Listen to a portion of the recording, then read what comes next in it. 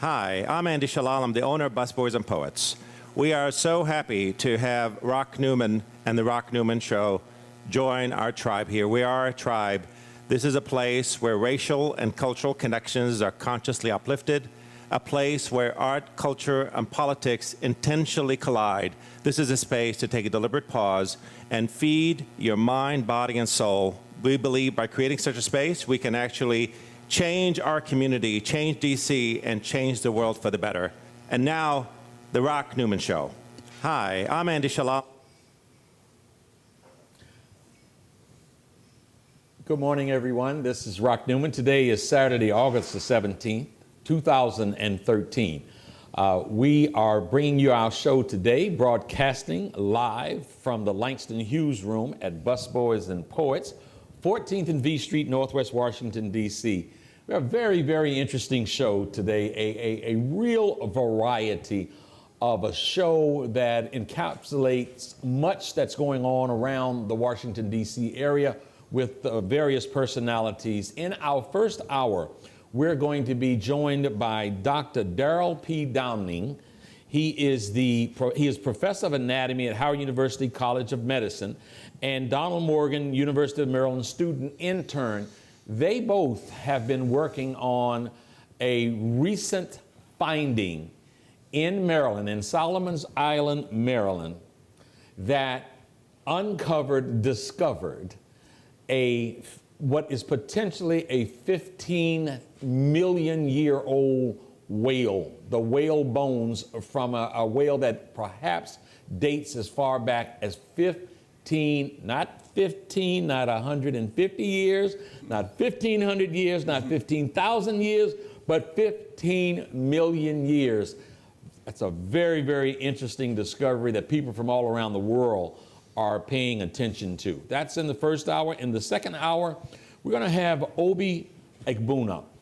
We're going to talk much about the legacy of Stokely Carmichael, also known as Kwame Ture. Kwame Ture was joined and assisted and collaborated for a very long time with Obi Egbuna Sr. and Jr. So they both had a real involvement in the life of Stokely Carmichael, better known, or I should say also known as Kwame Ture. And we're going to talk about Kwame Ture's drive, his vision as a Pan-Africanist and what all of that meant, the impact of Stokely Carmichael. And we also will talk about Obi Egbuna has written various plays. He's a writer for a Zimbabwe newspaper. So we'll find all about what's going on with Mr. Egbuna. And then in the 11 o'clock hour, the matriarch of Ben's Chili Bowl, Virginia Ali, will come in. On this Thursday, this coming Thursday, August the 22nd, Ben's Chili Bowl will celebrate its 55th anniversary in business. And if any place represents the heartbeat of Washington, D.C., it is Ben's Chili Bowl. And the matriarch who's been there from the beginning and is there now, Virginia Ali, will be joining us.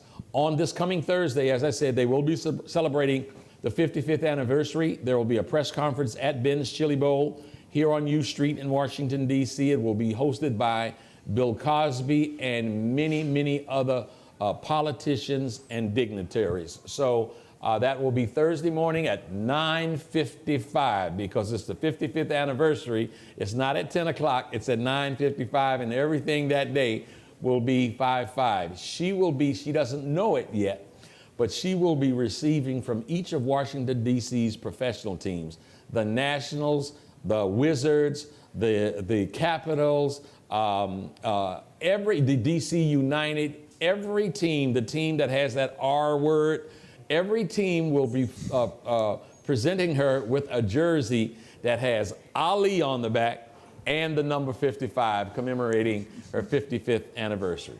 But without any further ado, let me go to our guest this morning. I want to say to Donald Morgan, University of Maryland, student intern, welcome to the Rock Newman Show. Thank you for having me on, Rock. Thank you for being here. And Dr. Darrell P. Downing, PhD, Professor of Anatomy, Howard University College of Medicine. Thank you very much. Welcome to the Rock Newman Show. Thank you, Rock. 15 million year old whale bones, maybe.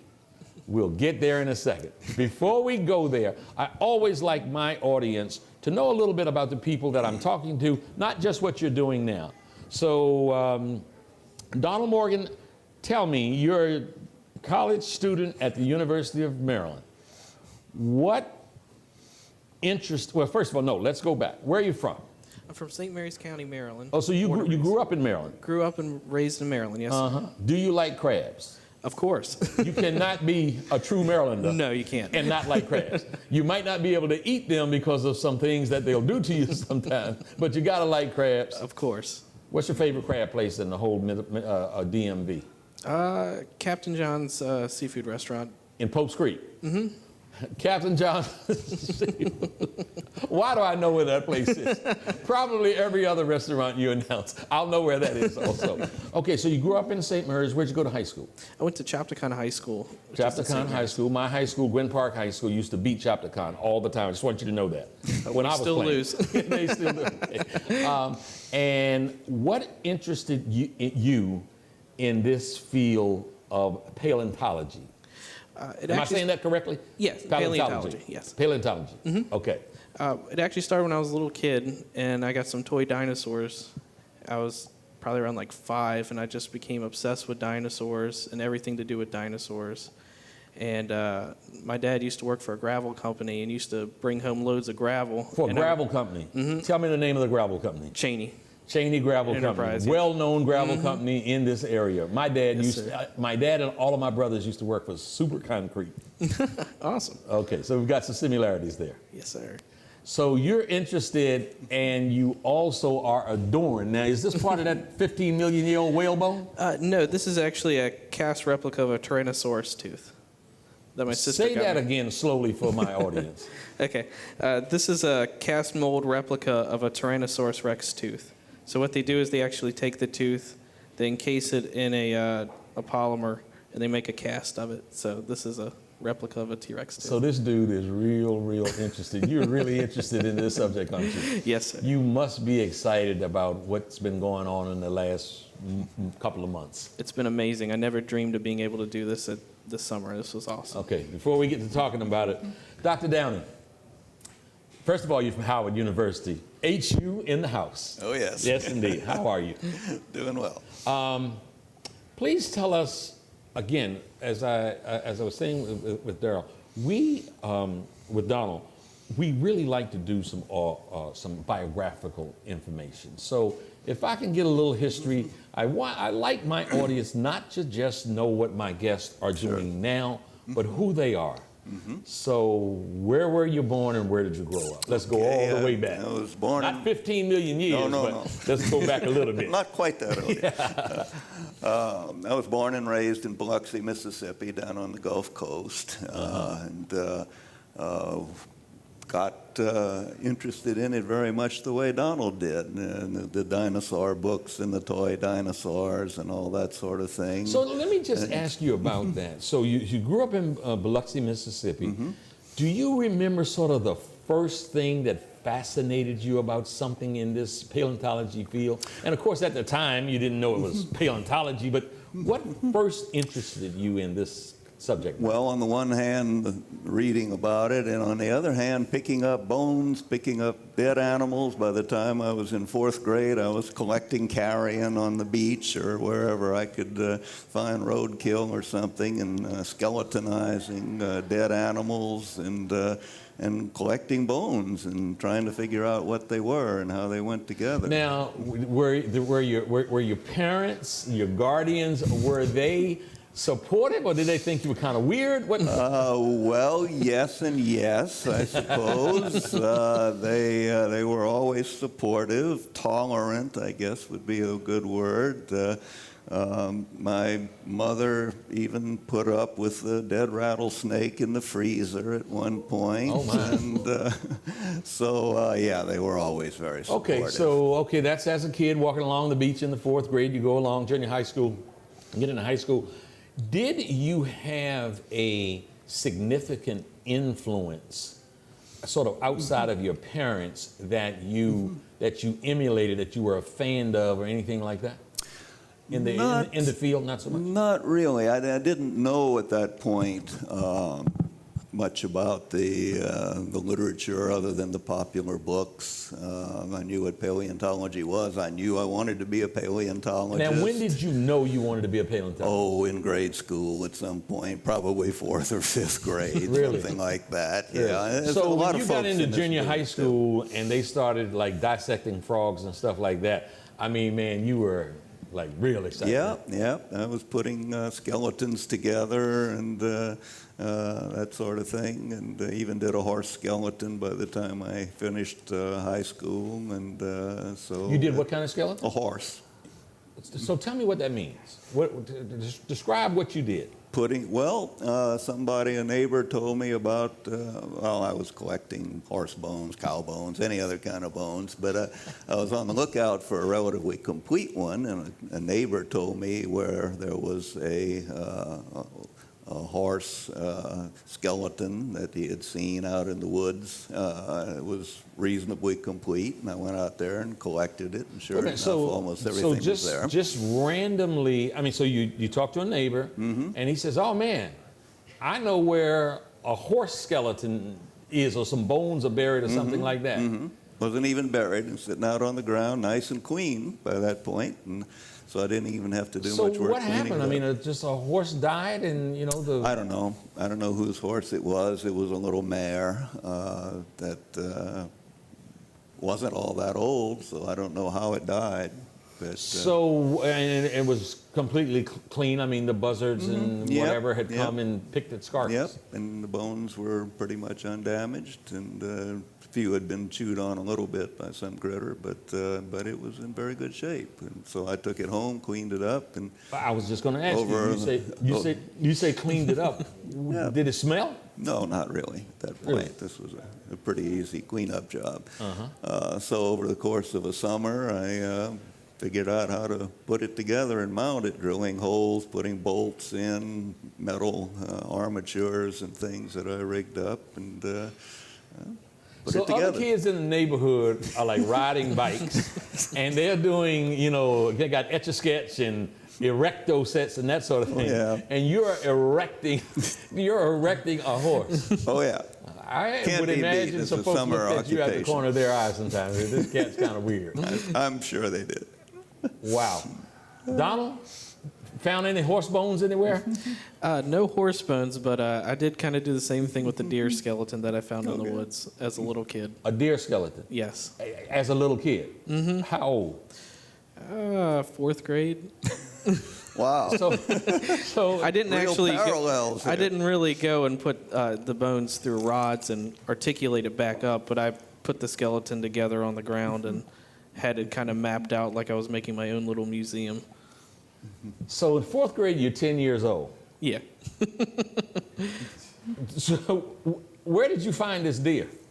We live on a pretty rural property, so it was back in the woods. And I used to spend a lot of time in the woods looking for frogs, salamanders, snakes.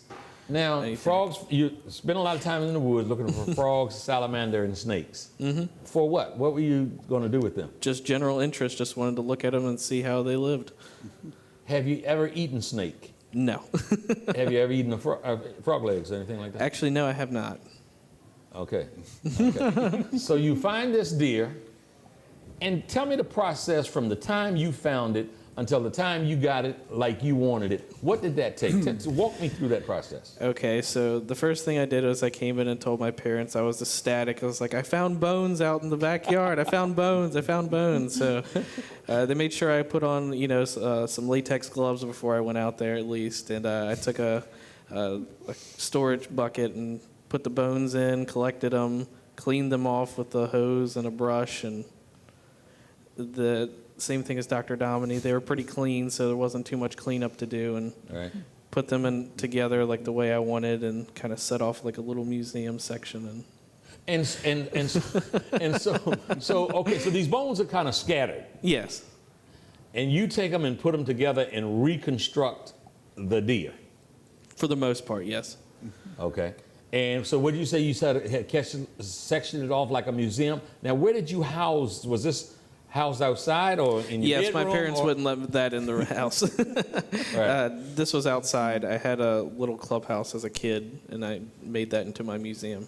Uh-huh. So that's where it sat for a Let me long ask you a time. question. When you went trick-or-treating, what was your trick-or-treat costume? A Tyrannosaurus Rex.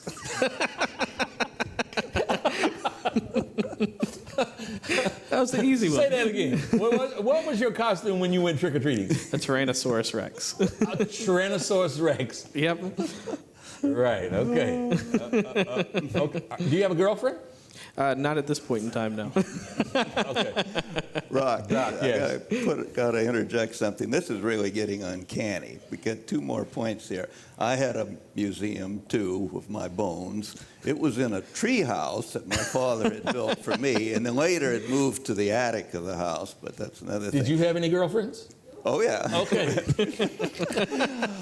But the other thing is the first opportunity I had to collect any actual fossils, since there weren't any right there on the Gulf Coast, Yeah. on the beach or the barrier islands, were pieces of gravel in gravel quarries down there, not too far inland, or in some cases farther inland, with Paleozoic fossils in them. With Paleozoic fossils? Yeah, these are like 200, 300 million year old fossils, but washed down from the Appalachians and deposited in the southeast in various places, gravel deposits. But my family didn't own the gravel company, but I went out and collected in gravel pits, and that was my first experience of actual collecting fossils. Wow. So much more I want to talk to you two about when we come back. Hey, girlfriend, come on over to my house. I want you to see this horse I just constructed. We'll be back in just a moment on The Rock Newman Show.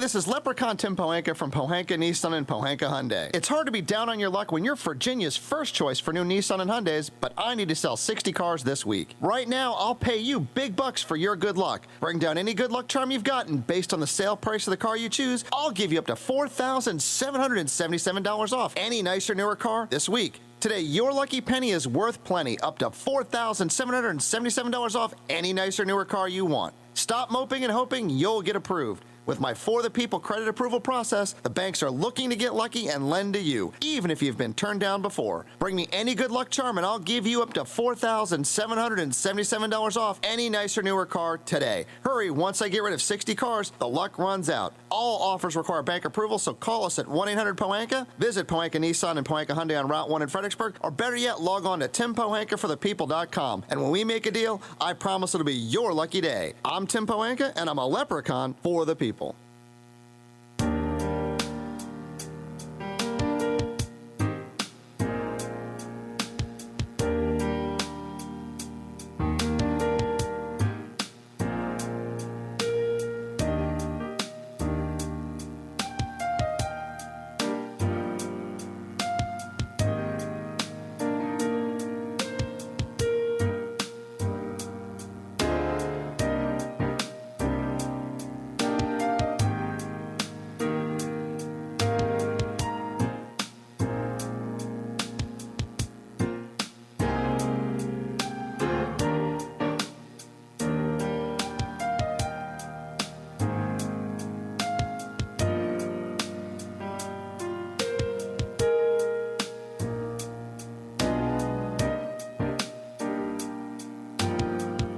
And now, the Rock Newman Show.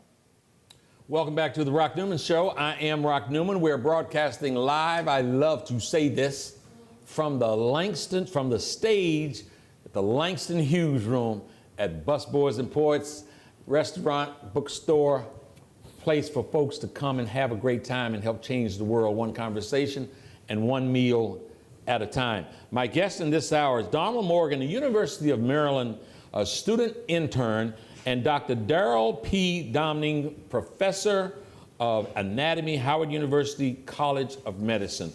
In our first segment, we kind of find out how these guys got interested in paleontology. And we left off with Dr. Downing explaining to us the similarities between he and the student here, between the teacher and the student. So if we can go now to what became news recently. Saw this, really interesting, fascinating article in the Washington Post. And it talked about a place where Robert E. Lee grew up, a place where Robert E. Lee's homestead, Solomon's Island, Maryland, the Calvert Marine Museum, under the auspices of the Calvert Marine Museum. There was this dig being done, or it's excavation. And during the excavation, we came upon whale bones. Now, Dr. Downing, if you could share with us, sort of take us, what was the project, did it set out looking for these bones, or was it because it thought for some reason from past times? How did it come about getting these whale bones? No, somebody found the whale first, and that was the instigation for the excavation. So when you say somebody, you mean somebody just walking along? A staff member at Stratford Hall. That's actually in Virginia, across the Potomac. Yes. And it was a staff member there who, I believe, originally reported it. But I think Donald should be the one to explain, because he knows more about. He's been more involved in the project than I have been. Okay, Donald, tell us, kind of walk us through what happened. And I know this just had to have you sweating all over the place, man. All right, so what happened was a staff member at Stratford Hall, his name's John Bachman, was walking the beaches, and he was looking at the Again, cliff. Stratford Hall is on the Virginia side of the Potomac. Yes, that's on the Virginia side of the Potomac. Right, Potomac River. Right. Yes, sir. And he was looking at the beach, and on the cliff, he saw some of the occipital condyles, which are the back of the skull that articulates with the vertebra, sticking out of the cliff. And So wait a minute, what's that thing again? What's the name of it? occipital condyles. Occipital condyles. Yes. Okay, y'all know what that is. Right, But they were sticking out of the cliff, so he first called, a couple of other museums, and then he called our museum. And So he's walking out on the beach. He kind of looks up and sees. Once you've been fossil hunting for a while, you start to pick up on certain details and differences, especially in the cliffs of like the Calvert Formation, which is still there in Virginia. Right. And you can start to see things that the general eye would not be able to pick up on. So he sees something jutting out of the cliff. He's walking on the beach. Okay. So we get the phone call to come out here, and we're thinking that it's probably going to be like a 3-foot whale skull, and hopefully we have a little bit more than just the back of the skull. Okay, stop for a moment. So you think you get a call, and just sort of automatically, for some reason, you think it's you and your people, John Nance. And Dr. Stephen Godfrey. Yes. They think that it's going to be a 3-foot whale. Yes. Why do you even think that from what he told you was a 3-foot whale? What made you think that? Why did you have that assumption? We try not to get our hopes too high when we go into a situation, because fossilization of any material is pretty rare. And it's more often than not that you're going to get a partial piece of a skull or a bone that fossilizes rather than a majority of the bones. Right. So we try not to come up with too high of hopes in the Okay. beginning. So you're walking down there thinking, oh, okay, we're probably going to get a skull here. Yeah, Or maybe a 3-foot whale, something like that. Something like that, yeah. Okay. All right, now, walk me on through. So we start digging in the cliff, and what turns out to just be a skull at first. Now, we start when you say finding start ribs. digging in the cliff, how high is it from the floor? there? It's only about 2 feet. So Oh, it's, okay. It's reasonable height, Uh-huh. and it was pretty easy for us to dig in it. So Okay. it wasn't like a situation where we had to stand on ladders or anything like that Okay, to dig. okay. So it was pretty safe. Uh-huh. And we start digging through the cliff. And it's basically a clay layer that we're digging through.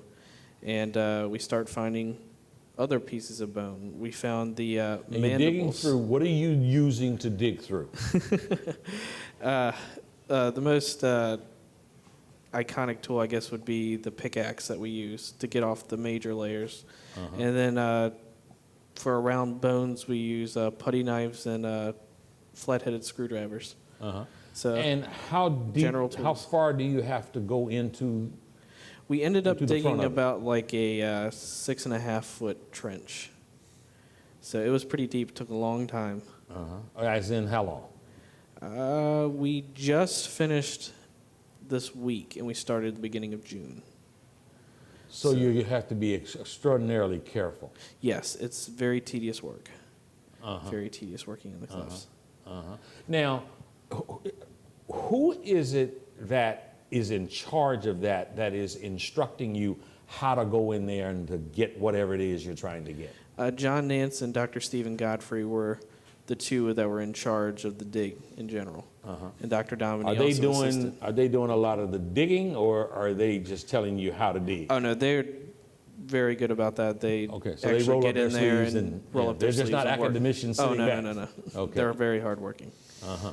Yeah, everybody worked that was on the dig. Okay. so you dig. Okay, keep going. So we start digging and digging, and then we find the bottom jaws of the whale. And this was the indication that it was a lot larger than what we first expected. Right. Because the bottom jaws were over 6 feet. And The The jaw bottom itself is 6 foot, over 6 yep, feet? the bottom jaws itself are about 6 feet.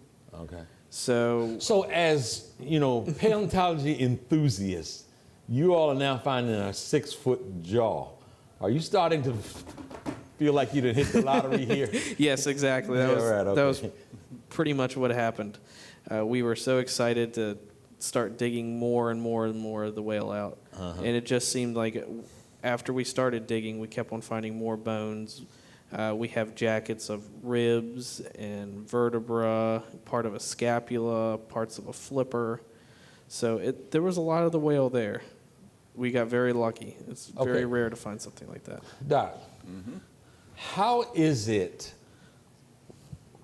whether it's 1,000 years or 1,000,000 years or 10 million years, how in the world is it that this structure remains intact that period of time?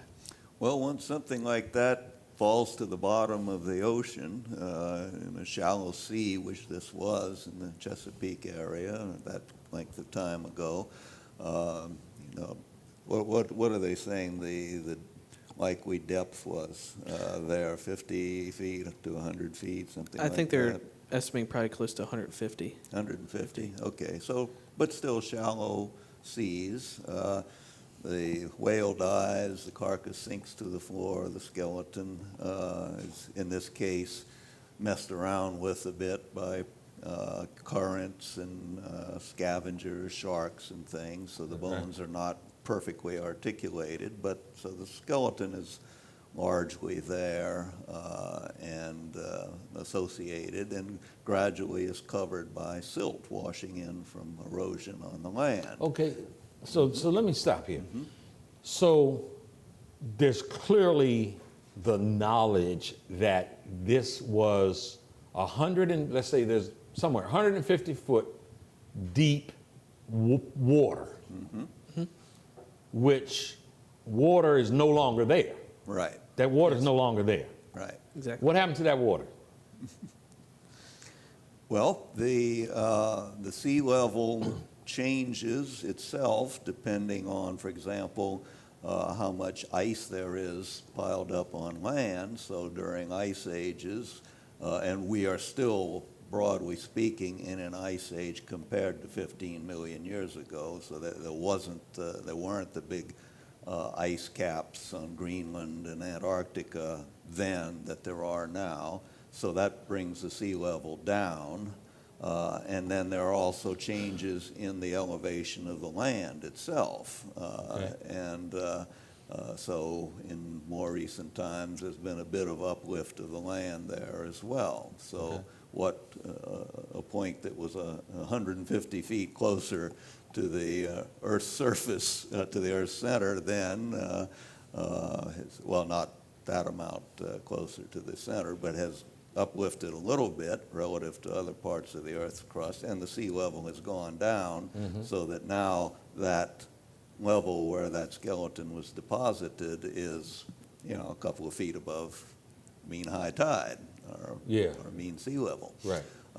So it gets covered by silt, by clay, which gets compressed as more and more is piled on top of it, and you've got maybe a couple of 100 feet more sediment originally piled on top of it, some of which has eroded away now. Right. And then the whole package gets uplifted, and then the waves start eroding the cliffs until the bones are exposed. That's basically the pattern. Okay. How in the world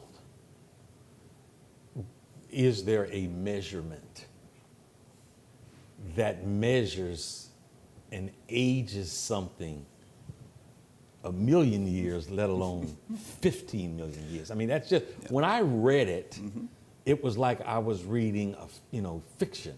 It's like, how could this be? Really, I'm really unfamiliar with this stuff, but I was really, really fascinated by it. So how in the world is that measured that gives something with some authenticity and integrity? Right. How do you get that age? Indirectly, basically, and we have to back up a couple of 100 years to figure out how it was figured out. When the first attempts were made to figure out the time scale of geologic events on the Earth, it was pointed out that stuff on the bottom has to be older than stuff on the top as a general rule. Yeah. Stack things up. And then fossils became used to correlate a stack of rock layers in one place with those in another. If you find similar fossils in two different places, that's a hint that they are the same age. And that was noticed before people figured out the reason for that. And the reason, of course, is evolution, because with time being irreversible, directional, life changes, and so the fossils that existed at one time are different from those at another time because evolution has taken place. Okay, so evolution gives us the basic structure of a history of life, and therefore a history of the rocks that preserve the fossils of the living things. Now, the latest thing was being able to put numbers on the ages of those rock layers. It was understood, a couple of 100 years ago even, that there were not just thousands or tens of thousands, but probably millions of years of history recorded in rocks on the Earth. But nobody knew exactly how many. There were guesses, educated guesses, some of which were not too bad. But it wasn't until the 1950s or so that people started using radiometric dating. People were familiar with carbon dating, but that only works back about 50,000 years or so. There are other radioactive isotopes that nuclear physicists have worked out the half-lives of, and some of them have very long half-lives. What does that mean, half-life? The time it takes for a radioactive atom to decay spontaneously into some other kind of atom by throwing off particles. And So the half-life is the period during which half of the atoms of that substance would decay into something else. And then in another half-life, half of what was left would decay. So there's a geometric Excuse me just one progression. moment. Let me make an announcement to my production staff here. Sure. This is so fascinating and so interesting. We're going to go right to 56. We're going to skip this upcoming break here and continue with this. Okay. You mentioned the E word, Yes. evolution, Yep. which is a four-letter word. To some people. To some people. unfortunately. Yeah, unfortunately, it's Okay. taken out of context. I want to get into that. I want to talk about that. Good. You know, a lot of folks think recorded time starts, 2,000 years ago, Or 6,000. or some think 6,000. So, what do you say? I'm sorry that people are hung up on that, because speaking as a believer myself, as a Christian myself, I find that evolution makes Christianity, for example, more comprehensible, makes more sense of it than trying to understand it in the absence of evolution. I've written quite a bit on this and spoken about it. To me, a universe that evolves and a biosphere that evolves says something a lot more impressive about the creator than imagining a much smaller creator who has created a much smaller world in time and space and everything else. I mean, if you're going to talk about God being infinite, then it's a little hard to square that with a six-day creation 6,000 years ago on this one little tiny planet. I mean, this is a Now, very when you say big that, Doc, universe. when you say that, what do fundamental Christians say to you? Do they, Well, do they boo you? they say that basically you have to take what is written in the book of Genesis as the literal truth, and if you accept that premise, then you are restricted to a short time span, a small universe, and to me, a small concept of God. Of God, right. Whereas if you understand better the way in which the Bible came about, the way it was written, what it consists of, the kind of documents it is, because it's not a single book, the Bible is a library of books. Sure.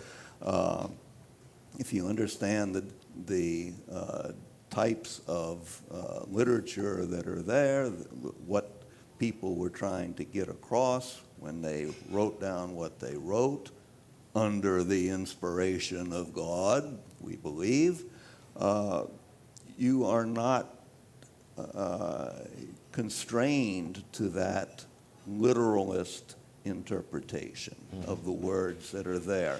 So, in other words, can I encapsulate that to say that, if I'm hearing you correctly, that the Bible is not something that, from your vantage point, is not something that you can take literally? Not in all cases. It's a complicated Or document. it being the inerrant word of God because it was written by man. Yes. So how is it the inerrant word of God?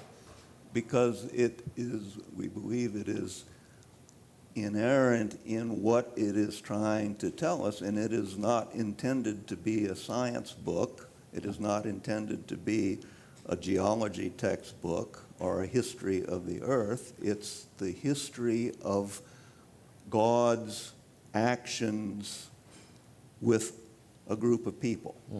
God's And relationship, how those people interpret. how those people interpreted their experiences as being part of their relationship with God, and what conclusions that leads to about how people are supposed to behave to be in correct relationship with God. Well, let me stop you there for a second. There's probably a 50-year, somewhere about a 50-year gap between you all's ages. Oh, come on. I'm assuming, 40. Let's call it 40. Let's call it whatever. Somewhere. So, how do you respond to that? I personally do believe in the theory of evolution. It's quite obvious to me, at least. Let's say you take a flipper of a whale, a human hand, and say like a bat wing, okay? You have all the same bones. Why The you same gotta amount. add that into it? Just something that does not You look really are into this stuff. that does not look human. Yeah, gotcha. And you take all the digits out. You have the same ones in the whale, you have the same ones in the human, and you have the same ones in the bat. Right. They're just elongated in different Supporting proportions. the wing. Exactly. Okay. So everything is there for the plan work. And if you trace it back, even if you go to different species, you look at the way that our bodies are put together. Say like humans have a 4-chambered heart, so do all other mammals. So does a crocodile. You know, there's certain homologies that are throughout the whole animal kingdom, not just animals, but living things in general, Right. that point to the fact that there is something like evolution. Another point that I like to think about is, say you have a bacterial infection, Yes. and you go to the doctor. Right. You get an antibiotic, and they tell you to take it for 10 days. You take it for 6 days, and then you stop. A couple of days later, you start getting sick again. You take that same antibiotic, but it doesn't work. It's because you've eliminated all the bacteria that were susceptible to that antibiotic, and now all that's left, and that continue to replicate and infect you again, was bacteria that is not affected by the antibiotic. And that to me is like a clear picture of really how evolution works. Folks, my name is Rock Newman. We're broadcasting from Busboys and Poets at 14th and V Street, Northwest Washington, D.C. We're in the Langston Hughes room, and my guests are University of Maryland student intern Donald Morgan and professor at Howard University College of Medicine, professor of autonomy, Dr. Darrell P. Downing. Let me ask you, Donald, you are a student. You're obviously very knowledgeable about this, and Professor, I would suspect that you're impressed with this student here. Oh, yeah. What's your dream? What do you want to do when you grow up? I want to be a vertebrate paleontologist, and I want to work with early reptile evolution. Why? That's fascinated me, and for reasons that I really want to figure out. Okay, so reptiles and mammals share this similarity that we are both amniotes. We have an amniotic egg. What does that mean, amniotes? What it means is that we have a layer called an amnion to our eggs. If you look at, like, say, other our eggs. Because we have amniotic fluid Right. when we have babies. Reptiles in their eggs, they have certain layers like the amnion, the chorion, which is all present in mammals. But if you look at other tetrapods, say like frogs, they have a very simple egg. I really want to work in that field to figure out when that change occurred from the simple frog egg to the very complicated amniotic egg that is present in reptiles and mammals and birds. Okay. Good luck, and I'm sure you're going to be. We're going to read It's about a highly you. debated topic. We're going to read something great about you one day. I have no doubt about that, Don. Let's go back to the dig, conducted by the Calvert Marine Museum on the lands where Robert E. Lee once roamed and owned. So you're at this well. You go into the side of the cliff, and you see this, what's it called again? Occipital condyle. Yeah, that's what it is. And that's sticking out, and you think you got a 3-foot whale. But you go out there and you find a 6-foot jaw. How big is the whale? We're estimating that the whale in life would be about 25 feet in length, which compared to modern day whales probably doesn't sound like that large, but in the Miocene during this time period, that was a pretty sizable whale. 25 feet. Yes, sir. What would something like that have weighed? Have you? Many tons. We really don't have an estimate on the mass of the animal, but I would assume it to be many tons. Wow. Now, it's much smaller than the modern day whale, because the modern day whale, they get up to what?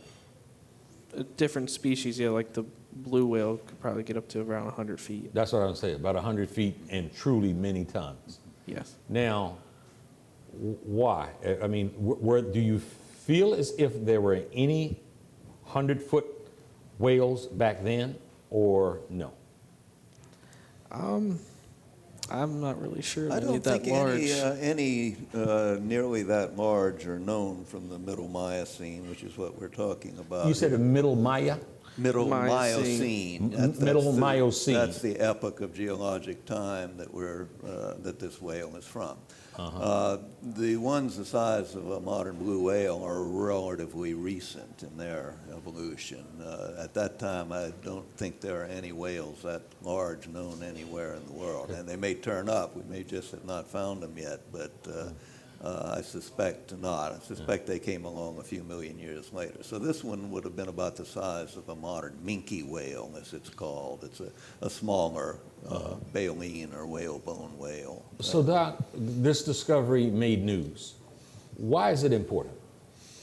Well, we don't know yet how important it's going to be, really, until we get until the folks at the Calvert Museum get the specimen prepared and identify it. Maybe it's a relatively common species from that epoch, or maybe it'll be something rare or something entirely new. So it'll maybe be a couple of years before we really know how significant it is from a scientific viewpoint. So physically now, has it all been extracted from the cliff and brought into a particular area in the museum, or what's the status? It's for the most part, all the jackets now are in the museum, and we wrap the bones in a field jacket along with some of the matrix or soil that's with it. We're working on the skull right now. If you go down to the Calvert Marine Museum in the Paleontology Hall, you could have a chance to see us out there actually working on it. We're working on it in front of the public just to give them an idea of what we're doing and how it really works. And you can watch us. It's not really that interesting to watch for too long, but we're out there with dental tools and brushes gently scraping away all the dirt. Mm-hmm. Doc, tell us, you've been in this field, you've been interested in it since a child, you came through. Where did you go? Where did you do your undergrad work? Tulane University in New Orleans. Okay. I was a geology major, biology minor, and then made it a double major, and then went to University of California at Berkeley for my graduate work in paleontology. Okay, so you did that. So you've been in this for quite some time, longer than he's been born. Yes. Let's at least put it that way. What has been the most fascinating aspect of what you do?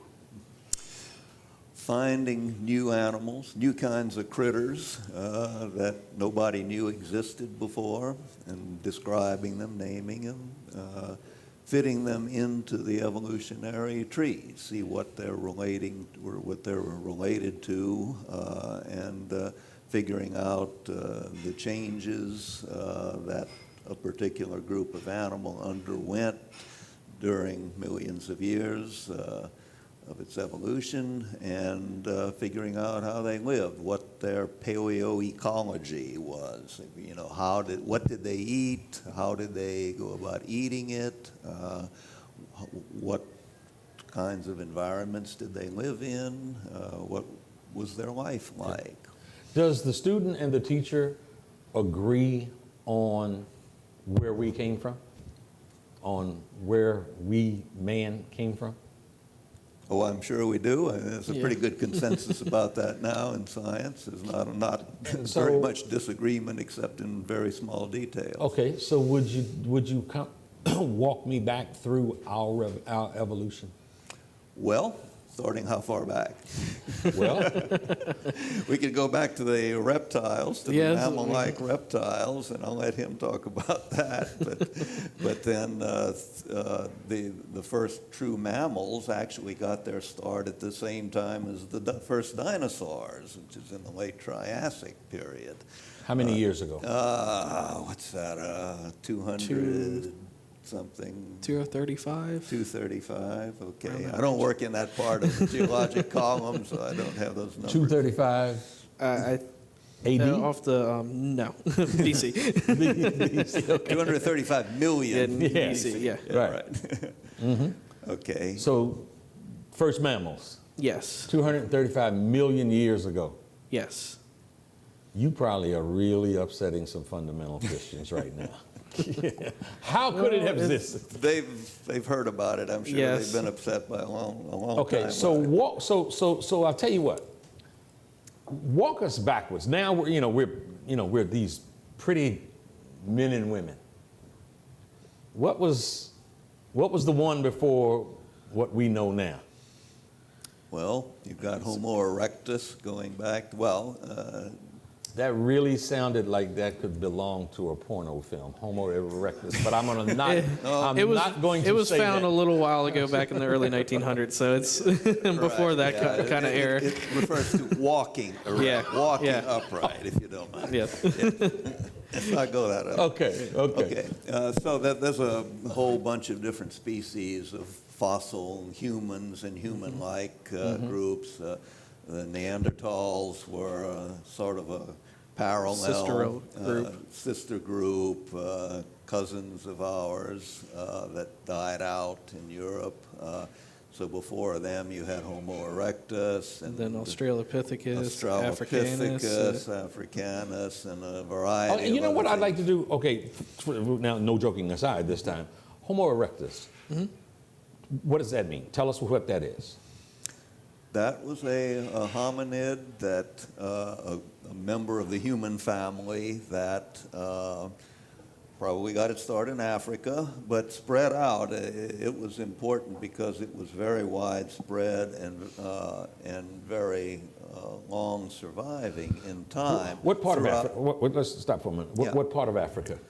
East Africa is the area that has produced most of the human-related fossils. Also South Africa. North Africa, has, to a lesser extent, the record isn't as good there. So mostly it's East and South Africa. So general wisdom, original man, emanated from Africa. Yeah. Yes. There's a pretty good consensus about that, both on the fossil record and on genetics. So if DNA. one says today, for example, that if you really just sort of go back and the original man and woman was from Africa and the bloodline started there to Yes. some extent. Yeah. Oh, yeah. Today as we sit here, no matter what color we are, what hue our skin might be to some Exactly. extent, there is the bloodline of Africa that is amongst us. Go far enough back, we're What's all, up, my African brother? Yeah, we're all Africans.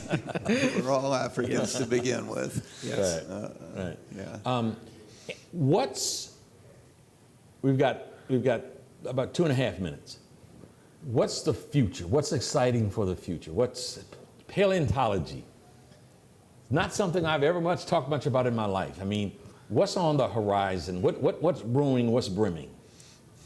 What do folks have to be excited about looking towards? Well, there's always the advance in technology and the more accuracy that we can apply to fossil material as far as dating or making phylogenetic trees of relationships between animals is always exciting because you can really start to put together the picture of how our planet evolved to what it is today.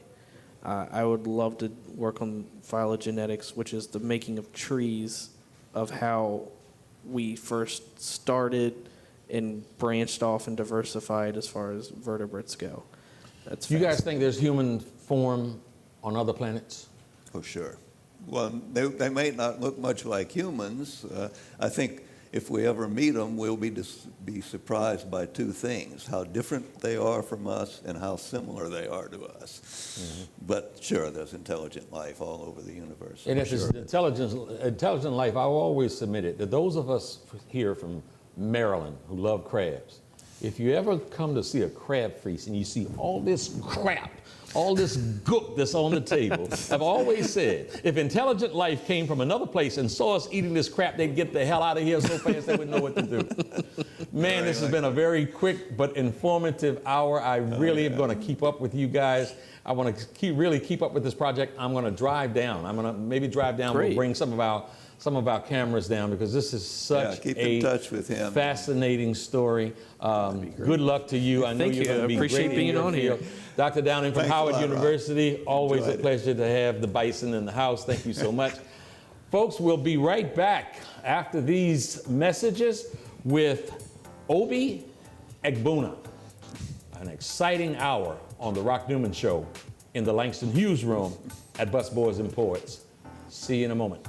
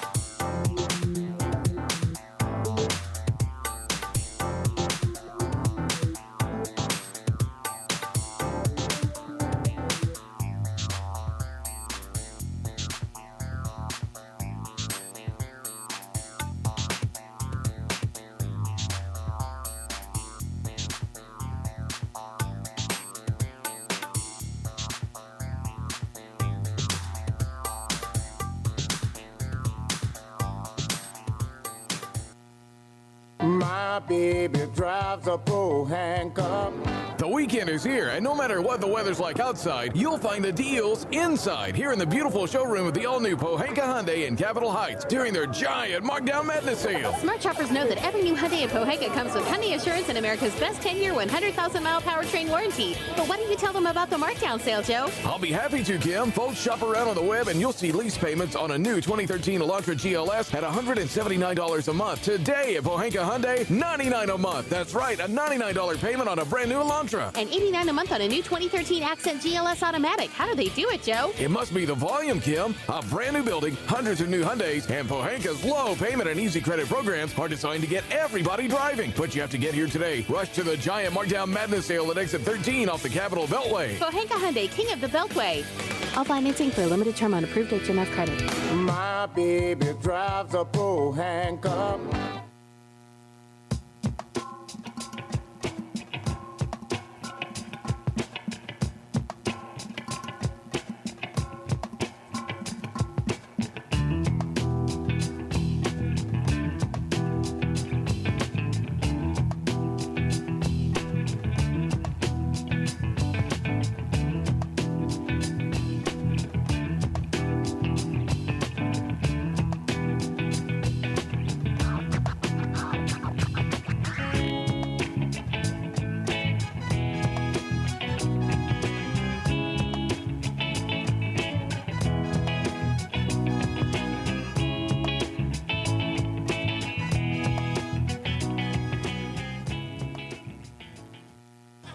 Hello to all my friends in the DMV. I am Rock Newman from the Rock Newman Show. I want to tell you about the MGM Grand National Harbor, the most exciting project to come to the District, Maryland, or Virginia in quite some time. You're going to have great fun. Come on down, support this project with all you have. It is going to be wonderful for the area. We're going to increase our tax base. We're going to get funding for the police department, for ambulance, for fire, for education. It is really a project that is going to benefit our area. Folks, we want to support in a very strong DMV kind of way this great project from the MGM Grand National Harbor.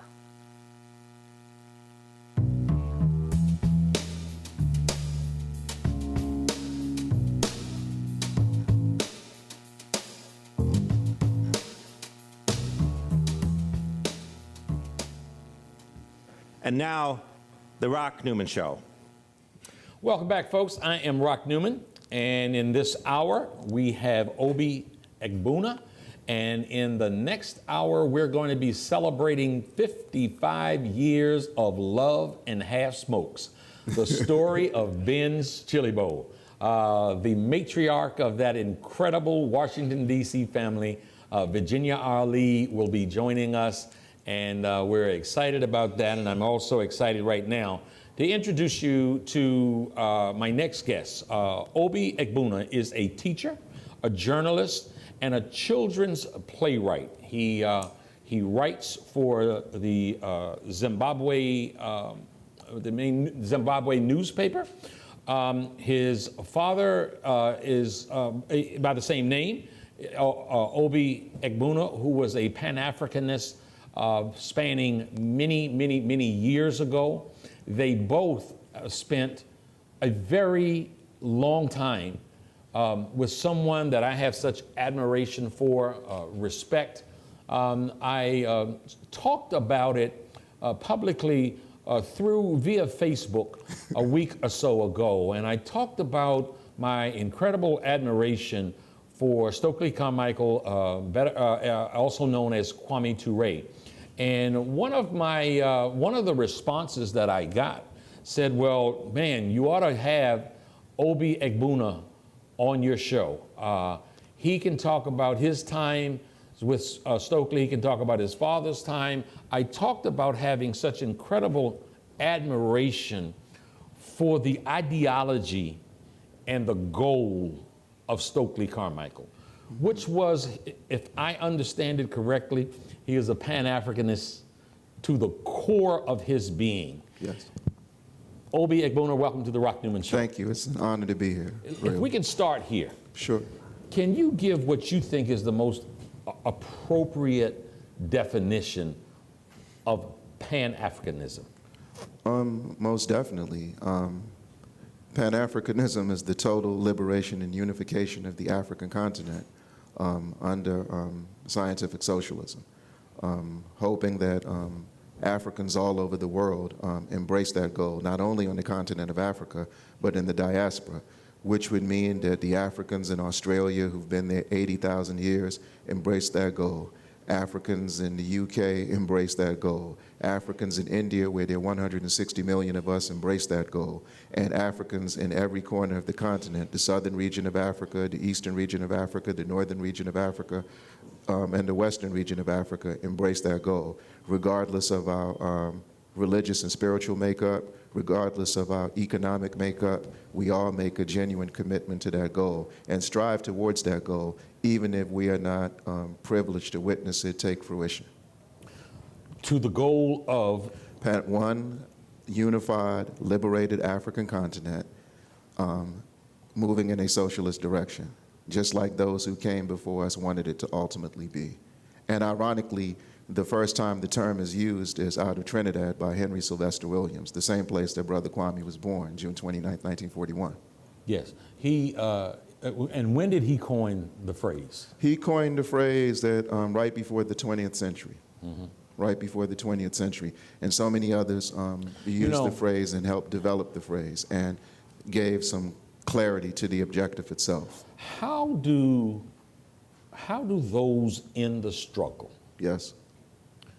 equate your desire to what has happened with the state of Israel? Whoa.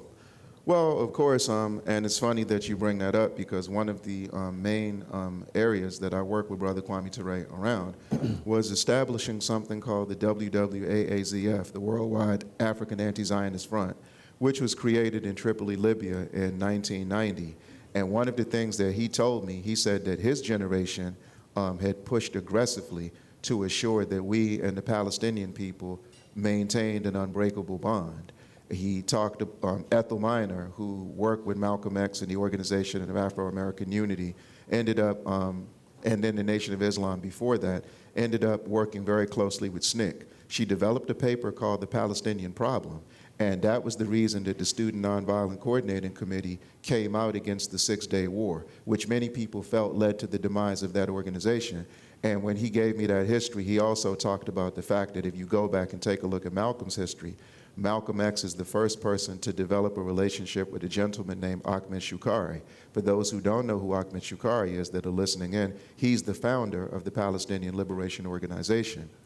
And when Muhammad Speak started, when Malcolm was the national spokesman of the Nation of Islam, what you see today in the final call, the Middle East report, controlled by Mr. Ali Baghdadi, that stems from a segment dealing with the Palestinian question that Malcolm arranged for the paper to consistently cover. So what Kwame was telling us is our generation would have to show that Zionism is a direct enemy of African people.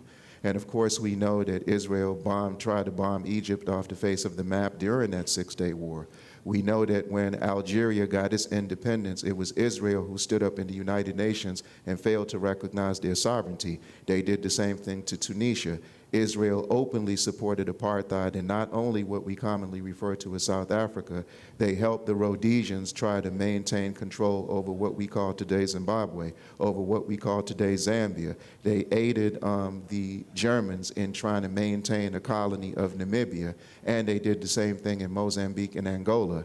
Many people feel that off the continent of Africa, one of the safe havens for us based on dealing with true human rights in its purest form, free education, free healthcare, is none other than Cuba.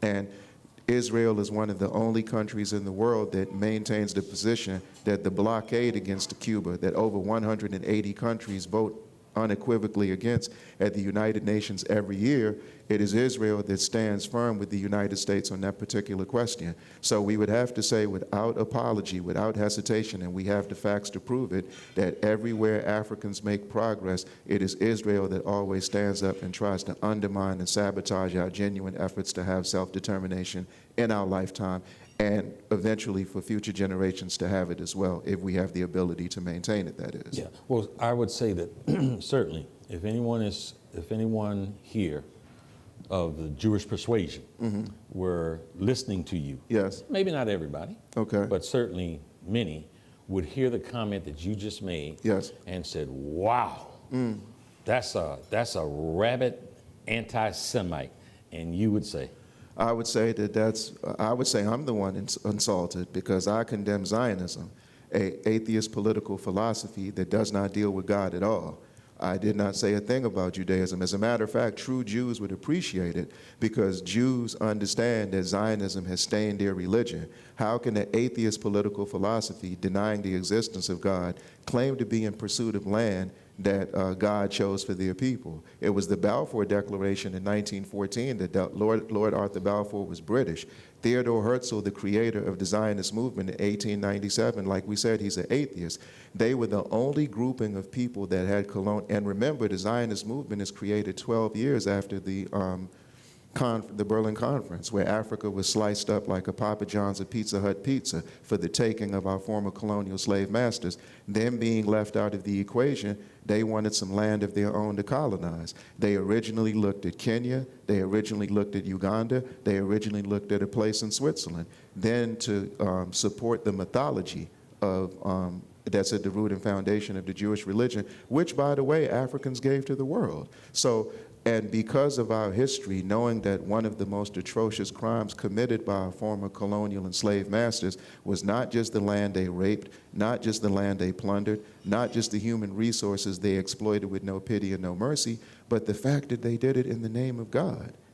the Arab slave trade was done in the name of Islam. So one of the things, us being arguably the most spiritually diverse people on earth, we feel there are two things that human beings do not have the luxury of ever doing: conquering a people in the name of God and using God as an excuse not to fight against being conquered. I personally believe the latter is worse. So as a philosophy, Yes. as a philosophy doctrine, it is not about being anti-Jewish. Not at all. It's A anti-Zionism. religion that we gave to the world? Of That's- course not. okay. It is in the name of Judaism that we fight against Zionism. Say that again? It is in the name of Judaism and any other authentic form of spirituality or religion, if you will, that we fight against a ruthless group of colonialists and imperialists who commit their atrocities in the name of a religion. Okay. Let's go, let's talk about your dad. Sure. Your dad was a powerhouse. He was an organizer. He was an early proponent of Pan-Africanism. And you know, on its face, you know, what I call the lofty but beautiful goal of Pan-Africanism is something that I would just think that people of good conscience could embrace around the world. And people of good conscience don't just come in one color, of course. Not at all, no. So, your father was very rooted Yes. in that philosophy. Still is. Tell us where he got it from, and Oh, wow. and folks who might not know, might not ever heard that funny sounding name, Obi Egbuna. Tell us a little bit about your dad, where he got his political activist energy. Okay. And talk to us about your dad. Well, I mean, this is the thing about that. Of course, I mean, he's a novelist, a playwright, and he's the founder of the Black Panther Party in the UK, in Britain. For many people who thought that that was an exclusive dynamic to the United States, nothing can be further than the truth. The powers Yeah, in Great exactly. Britain didn't quite like your dad. No, so much. not at all. The powers didn't. And so he was there. The powers don't usually like folks that speak truth to No, them. that's true. Okay. Like you. So the thing about that is, yes, he was there, and they eventually had an organization called the Universal Colored People's Association. But to give it more direction, they gravitated to the slogan Black Power. First espoused by Frederick Douglass, but made popular in the 1960s. So right around the same time that Kwame Ture and Charles Hamilton wrote the book Black Power here, right around that same period, he wrote a book called Destroy This Temple about the Black Power movement in Britain. So this was going on simultaneously. But the beautiful thing about Britain, because when we take a look at Malcolm X's autobiography, and he talks about his conversation with Osagyefo Kwame Nkrumah, and they say that Ghana is the fountainhead of Pan-Africanism. As we said, off the continent of Africa, Trinidad is the fountainhead for sure, but Britain has an incredible history also. This is where George Padmore cut his teeth. This is where C.L.R. James cut his teeth. So what happened is then you had many of the people who became the preeminent organizers of key liberation movements throughout Africa, who first got their orientation through political circles in London. As a matter of fact, their efforts to create the Black Panther Party come 20 years after the Fifth Pan-African Congress, which many people consider the most significant, that was organized in Manchester, England in 1945. So they had a springboard to work from. And at the same time, he's always focused on Nigeria. So right around that same period, Nigeria, where he was born. Where he was born. Your father he was born in Nigeria, yes. and they were focusing on the Igbo Biafran War. Cousins killing cousins, sisters killing sisters, brothers killing brothers. So he wrote this piece called The Murder of Nigeria. And one of the first people to read it outside of England was none other than Osagyefo Kwame Nkrumah. And Kwame Nkrumah fell in love with the piece, reached out to him, began to develop a relationship with him. At that time, Nkrumah had just been overthrown by the CIA and British imperialism in Ghana. The U.S. government wouldn't on do his anything way like that. to They wouldn't do anything Vietnam, like that. on his way to Vietnam to present a proposal to end the Vietnam War. So in addition to Muhammad Ali losing his belt, us losing Martin Luther King for dealing with the Vietnam War, we lost modern Africa's first independent nation to defeat colonial rule on the battlefield. We must incorporate that into the discussion when we discuss our position in Vietnam. Now, going back to this, they start working together. So Nkrumah says there's a young man that I just started corresponding Your dad with. and Kwame Nkrumah started working started together. corresponding. Nkrumah had a journal called Africa in the World. He wanted because Nkrumah was a big proponent, as you know, of papers. Yes. When he was here in this country and started what we still see today as the African Student Unions at HBCUs and on predominantly white campuses, he created that. They had a paper called the African Interpreter. When he went to Britain, they started a paper called the New African, and of course he created multiple papers during his 9-year run as the president of Ghana. So they created this journal, and he told my father, I want you to meet someone who reminds me a lot of you. His name is Stokely Carmichael at that point. Not too long after that, for those who read Stokely Speaks From Black Power Back to Pan-Africanism, which is Kwame's speeches from about 1966 to 1972, there's a speech in there called The Dialectics of Liberation, which when he spoke in London.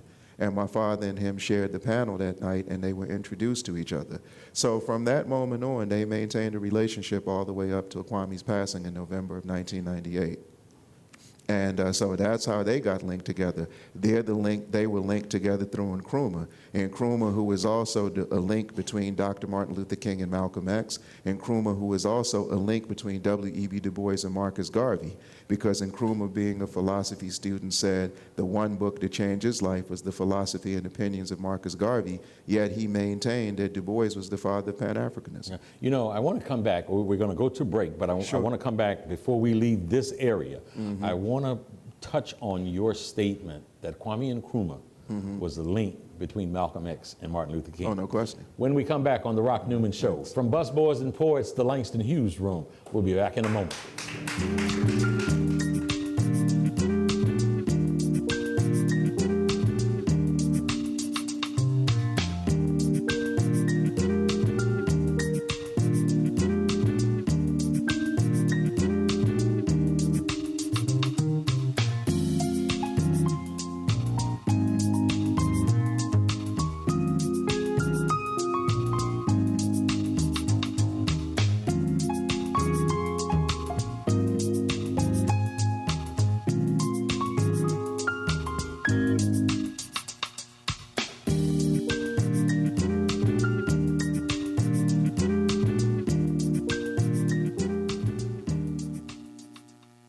This is Leprechaun Tim Pohanka from Pohanka Nissan and Pohanka Hyundai. It's hard to be down on your luck when you're Virginia's first choice for new Nissan and Hyundais, but I need to sell 60 cars this week. Right now, I'll pay you big bucks for your good luck. Bring down any good luck charm you've gotten based on the sale price of the car you choose. I'll give you up to $4,777 off any nicer, newer car this week. Today, your lucky penny is worth plenty, up to $4,777 off any nicer, newer car you want. Stop moping and hoping you'll get approved. With my For the People credit approval process, the banks are looking to get lucky and lend to you, even if you've been turned down before. Bring me any good luck charm and I'll give you up to $4,777 off any nicer, newer car today. Hurry, once I get rid of 60 cars, the luck runs out. All offers require bank approval, so call us at 1-800-POHANKA, visit Pohanka Nissan and Pohanka Hyundai on Route 1 in Fredericksburg, or better yet, log on to TimPohankaForThePeople.com. And when we make a deal, I promise it'll be your lucky day. I'm Tim Pohanka, and I'm a leprechaun for the people.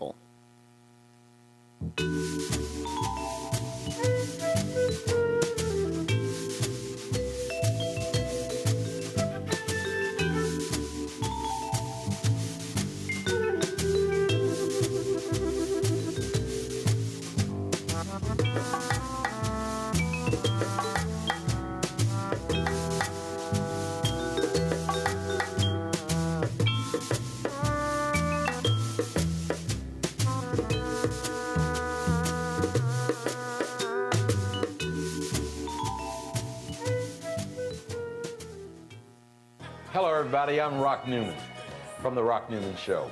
And I am absolutely flattered to have as one of my fine advertisers the DMV's greatest corporate citizen. Who am I talking about? I'm talking about the Pohanka Automotive Group.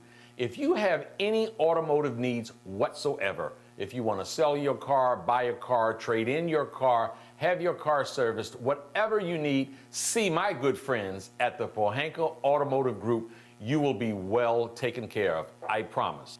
I'm Rock Newman. I might be there. Come on down and see our good friends at Pohanka Automotive Group.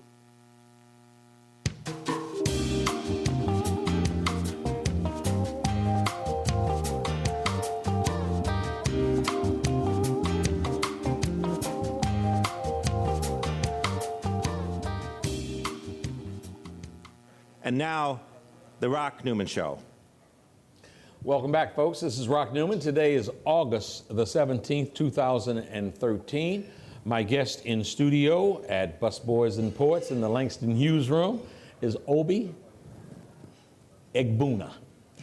And we just spent 20 scintillating minutes with him, and we've got, we'll go to the top of the hour here.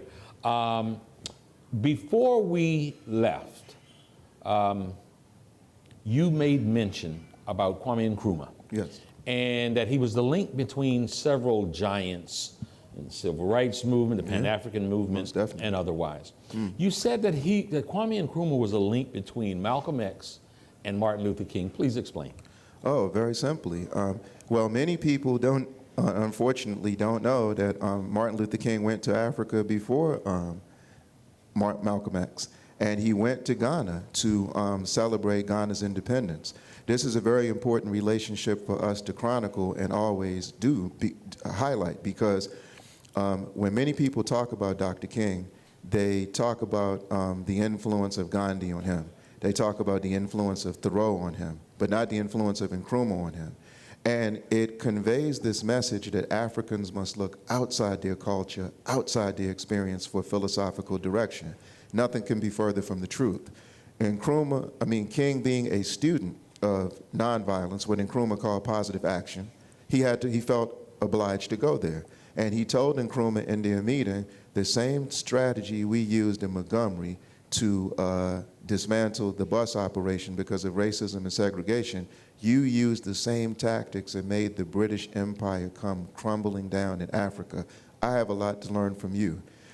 And of course, Malcolm X taking the position, being very critical of the March on Washington, being very critical of nonviolent protest at that time, it shows that he did not have a problem with marching. He did not have a problem with striking, demonstrating, and boycotting, but the target of the efforts. Because if he supports Nkrumah, who used the same tactics King was using in the South, the same tactics that SNCC was using in the South, CORE was using in the South, and they overthrow British colonialism in Ghana, and he says Nkrumah's his favorite president, he goes there and says that Ghana's the fountainhead of Pan-Africanism, that states everything. And interestingly enough, the same way that, and when Malcolm talked and King, both critical, King, in his letter to the Birmingham jail, very suspicious of white liberals, moderates as he called them. Malcolm X saying the only difference between Democrats and Republicans is they're foxes and wolves. Both of them understood we needed political parties of strength. What makes Nkrumah unique is when we take a look at the anti-colonial movement in Africa, he did not establish a movement in Ghana, they established a party, the Convention People's Party, 1949. Right. 3 years before that, Ahmed Sékou Touré in Guinea, who the Honorable Minister Louis Farrakhan calls his political father, he established a party, the Democratic Party of Guinea. As we're sitting here having this conversation today, this is the 40th anniversary of Amilcar Cabral's assassination, the founder of the Party for the Independence of Guinea and Cape Verde. So here we have three political parties that were the engines behind the anti-colonial movement in three strategic nations in Africa. They did not have movements, they did not have unions, they did not have fronts. They created parties. So Malcolm appreciated that, King created that, but Nkrumah is also, like we said, the bridge between Du Bois and Garvey. Let's pivot a little bit, but not too far. There's something that is very prestigious. It's perceived to be very, very prestigious throughout the land. Mm-hmm. It's called the Rhodes Scholarship. Oh, okay. And I'd like to talk about who that was named after. Ooh. I'd like to talk about the individual. Okay. And if a little bit of research serves me properly, there's someone named Cecil Rhodes. Yeah. As he liked to say, Cecil John Rhodes. Cecil John Rhodes, yeah. Yes. Tell us about Cecil Rhodes. Oh, he's the creator of the British South African Company, whose slogan, since we use slogans and mantras in corporate USA, most of them live or die by their slogans. His happened to be from Cape to Cairo. And if you understand Africa geographically, that's the top of Africa to the bottom. So he let it be known that the goal and objective of his company was to conquer all of Africa. And what kind of company did he have? It was under the relationship, it was a shipping company, it was a navigation company, it was a company that was supposed to do tourism and explorations and all that, but the true goal of it was to conquer, rape, and plunder Africa. And two countries were named after him. What was Northern Rhodesia then is Zambia today. What was Southern Rhodesia then was Zimbabwe. And he never lived and he's buried in Zimbabwe, but he never lived there. He never went there, but he insisted that he be buried there. And he made his, he hung out in what is called South Africa on the other side of the Limpopo River. So that was his goal. And interestingly enough, people take pride, I think, in the academic aspect of what that scholarship is supposed to entail.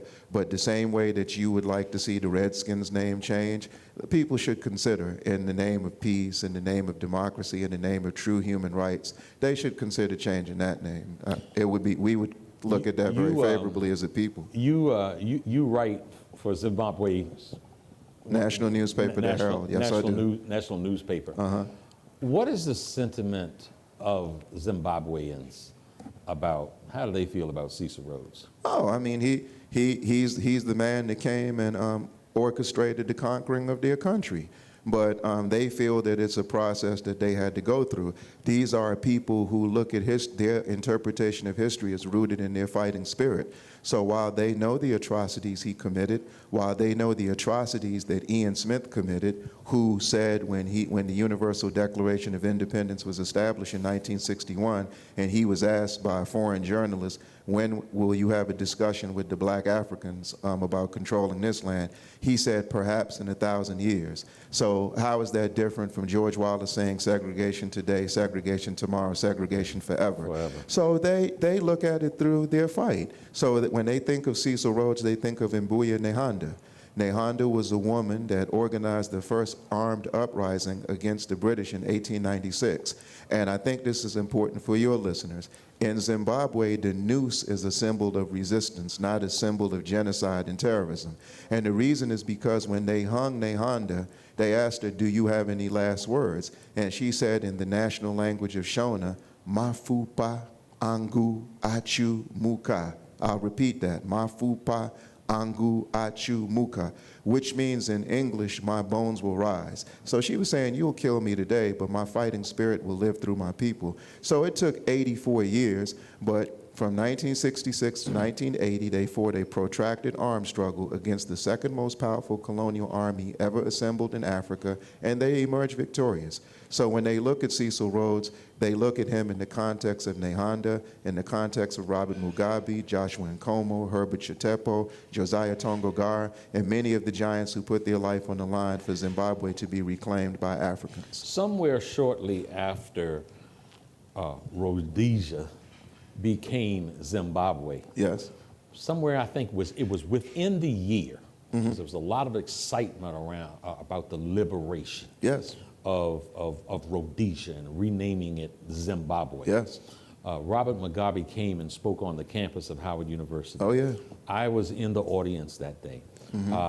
It was one of the most inspirational messages and speeches that I've ever heard. Wow. And he opened I remember at one point during the speech, he opened his arms up and invited everyone in attendance that day. He said, I know all of you won't make it, but I want you to know that you're all invited to come home. Come home. Yes. Robert Mugabe now is portrayed as an absolute pariah by what Sarah Palin calls the lamestream media and most other media. Talk to us about Mugabe. Accurate portrayal, terrible portrayal. Talk to us about how he's portrayed here in the West and the realities that he has to deal with at home. Predictable portrayal, predictable. One of his blessings is he's impervious to the criticism. He knows how he is perceived in Africa. He knows how he's perceived in progressive circles around the world. And he knows that his contemporary, Nelson Mandela, as much as the United States, European Union, EU alliance claims to love him, only removed him from the U.S. List of terrorists a few years ago. This is, so if their favorite head of state, the head of state who they're most politically comfortable with, if he was still considered a terrorist while they were doing photo ops with him, while they were in his living room eating his food, someone like President Mugabe, who has always taken what they consider an extreme position, a defiant position, dealing with the question of land, dealing with the question of self-determination, dealing with the question of foreign policy, he could care less. So they can continue to try to demonize him, but he knows that when it comes to African history, when we will have the last word on our history, Taylor Branch can't have the last word on Martin Luther King. Clint Eastwood can't have the last word on Charlie Parker. So the Washington Post, the Voice of America, the CIA, the Democratic Party, the Republican Party, the Labour Party in Britain, they cannot and will not have the last word on Robert Gabriel Mugabe. That we guarantee. My wife, a few years ago, just a few years ago, spent about 10 days in Zimbabwe, and on daily she would report about the incredible beauty of the land. Yes. She went up to Victoria Falls. I think she went over into Zambia at one point, but she went to Victoria Falls, and it was like it's just one of the most beautiful places on this planet. But in the city, she's pretty sure she stayed in Harare. Yeah. She stayed in the capital, and they gave her some money. And she called, and my godson was with her. And she said, "We're both sitting here, and we've got millions of dollars." What's the currency? They use dollars, Zim dollars. We traded like $200, and we're Zim, almost billionaires. We got all of these millions. So the economy continues to teeter and to struggle. To what extent has international policy played on the continual struggle and poverty in Zimbabwe? In 2001, in a land so rich. In 2000, well, first of all, we have to go back to the whole question of since you brought up when you saw President Mugabe. I was in the audience as well. I was a little boy. I was going to say you had to be. I was about 11. Cool. And what ended up happening is that same day, he went to see Ronald Reagan. Yes. And Ronald Reagan told him that the Lancaster negotiations would not be honored. For your audience who doesn't know, because of the diplomatic work of Ambassador Andrew Young, then representing the Carter administration, an agreement was brokered between Britain, the United States, and Zimbabwe. At that time, Prime Minister Robert Mugabe and Joshua Nkomo, affectionately referred to his father Zimbabwe because of his role in the liberation struggle there. May he rest in peace. Between 1980 and 1990, the land was supposed to be transferred that the Europeans had occupied to the indigenous people. Carter signed this agreement. Margaret Thatcher signed this agreement. Reagan comes in immediately and says he's under no obligation to honor the agreement since he wasn't an original broker of the agreement. Margaret Thatcher paid overtures to the agreement. John Major paid overtures to the agreement. By the time the Bill Clinton wannabe Tony Blair comes into the equation, he says he will not honor the agreement. So what happens is we're 20 years removed, which is, as South Africa is approaching its 20th year of flag independence, people must pay attention. President Mugabe was, he saw an intensification of criticism, tactical criticism, that this issue needed to be addressed. And so, not an honoring of, I'm going to use no, this term, no, not an honoring of the treaty. Exactly. Right, not, right. And interestingly, somewhere in history, in the United States history, that has happened before. Oh yes, and interestingly enough, as we know, for Africans, bashing Republicans is almost as much of a tradition as turkeys on Thanksgiving and fireworks on the 4th of July. Yet, through Reagan's 2 terms, we say nothing. Jesse Jackson's campaigns, 84 to 88, that's not a priority on his foreign policy agenda.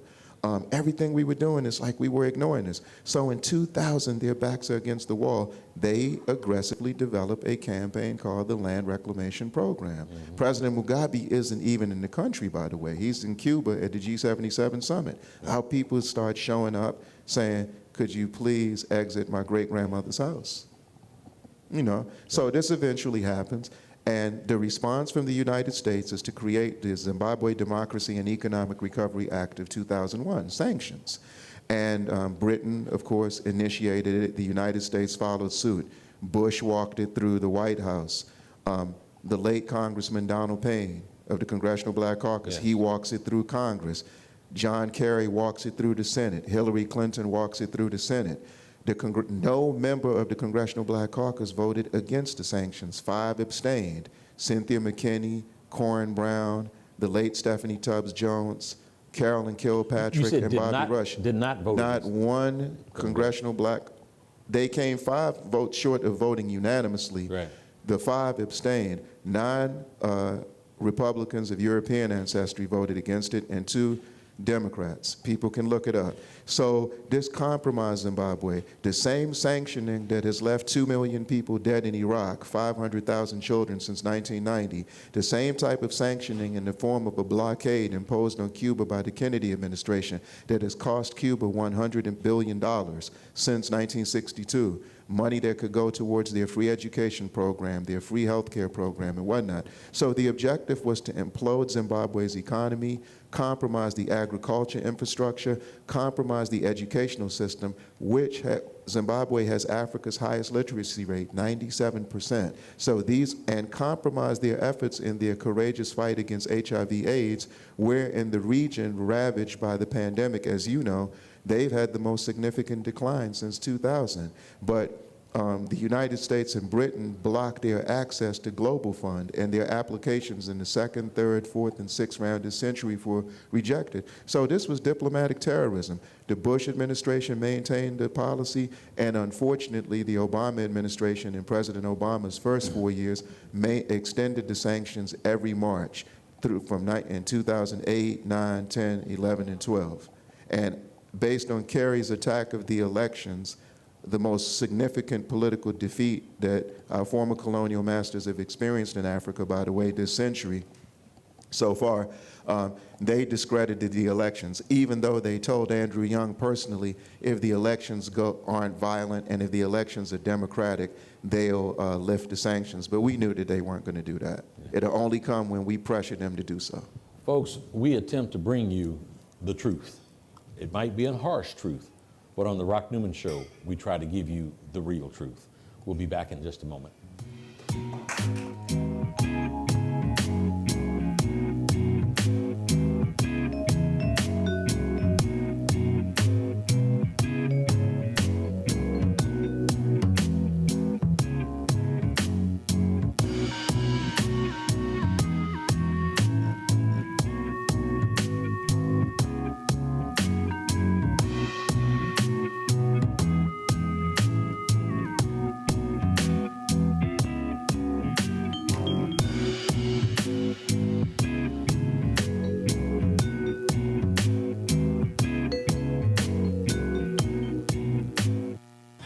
Hello to all my friends in the DMV. I am Rock Newman from the Rock Newman Show.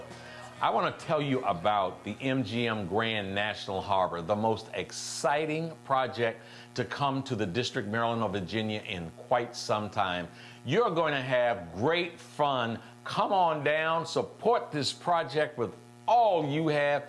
It is going to be wonderful for the area. We're going to increase our tax base. We're going to get funding for the police department, for ambulance, for fire, for education. It is really a project that is going to benefit our area. Folks, we want to support in a very strong DMV kind of way this great project from the MGM Grand National Harbor.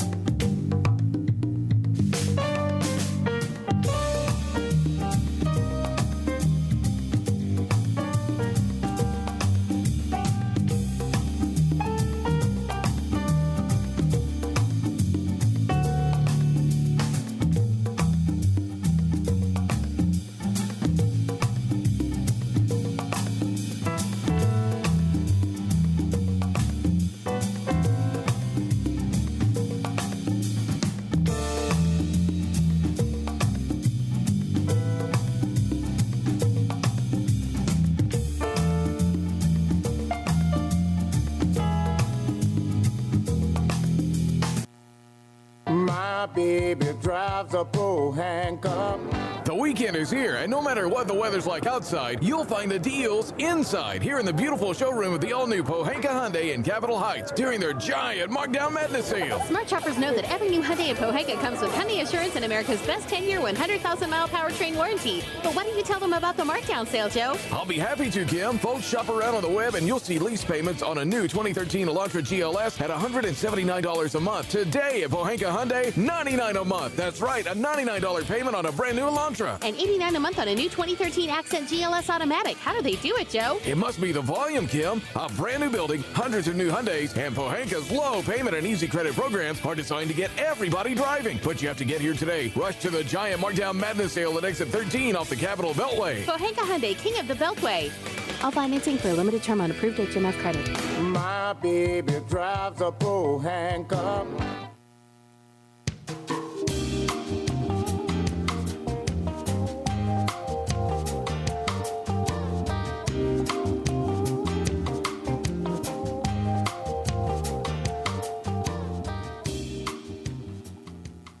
And now, the Rock Newman Show. Welcome back, folks. Will be our final segment with Obi Egbuna. Coming up in the next hour, we're going to be celebrating again 55 years of love and half smokes. The story of Ben's Chili Bowl, the iconic restaurant on U Street in Northwest Washington, D.C. That when I say iconic, it has become international. It has become internationally famous. It is a tourist attraction. Barack Hussein Obama won the presidency in 2008, and about 2 minutes after he won the presidency, he was at Ben's Chili Bowl having a half smoke. You go by there, you see Barack Obama, celebrities all over the world. They're having a anniversary celebration on Thursday that is going to be hosted by Bill Cosby, and we're going to have coming up in the 11 o'clock hour. Virginia Ali, who is the matriarch, who has been there from the very beginning. She's been through the trials and tribulations, and now has an operation that is truly an international icon. But we're going to continue here with Obi Egbuna, who's a teacher, a journalist, and a children's playwright. And you wrote something called Same Neighborhood. It references and deals with Colin Powell and Kwame Ture, Stokely Carmichael, Kwame Ture. Yes. Tell us about that book, why you did it, what you hoped to communicate with that initiative. Well, yes, it was a children's play, not yet a book yet. We've done 7. We have a children's history and theater company called Mass Emphasis, children between 5 and 18 years old, where we simply use theater as a vehicle to teach them their history. That was our 6th play. It's called Same Neighborhood, Different Perspectives, a conversation between General Colin Powell and Kwame Ture. The original inspiration for it was in 1995, I was riding with Kwame he was invited to speak by the Black Student Union at the University of Maryland, Baltimore County. And when we picked him up at the airport, we had a Santana tape in the car. And it was Santana playing Olatunji's rendition of the Yoruba song from the classic 1964 Drums of Passion album. And Kwame was like, is that Olatunji or Santana? And I said, that's Santana. And he was like, oh, you got to go to the root. And so I just started laughing, and I told him that both tapes were on my dresser. And I originally wanted to bring the Olatunji, but I snatched the Santana tape by mistake. Right. And he told me then, he said, you know, young blood, he said, this Pan-African stuff that we're talking about politically, it's been in our culture long before we're trying to catch up. Yeah. And so at some point, I just realized that one of the biggest struggles that we have as a people is to make our cultural and political expression synonymous. And so this is how, through working in the classroom for 23 years now, we have found theater to be perhaps the most engaging method to expose our young people to this history. Notice we said exposure, because if there's a thinner line than the line between love and hate, it's the line between exposure and imposition. We seek to impose nothing on our children, but expose them to all that we're capable of exposing them to. So we decided to do this play because we know that the 2 most decorated traditions in our community, if you will, are the church and the military. probably the best Jekyll Hyde scenario, politically speaking, you'll find anywhere we are in the world. So we wanted to look at how Africans get exposed to those institutions, but at the same time, our most sacred tradition is our tradition of resistance.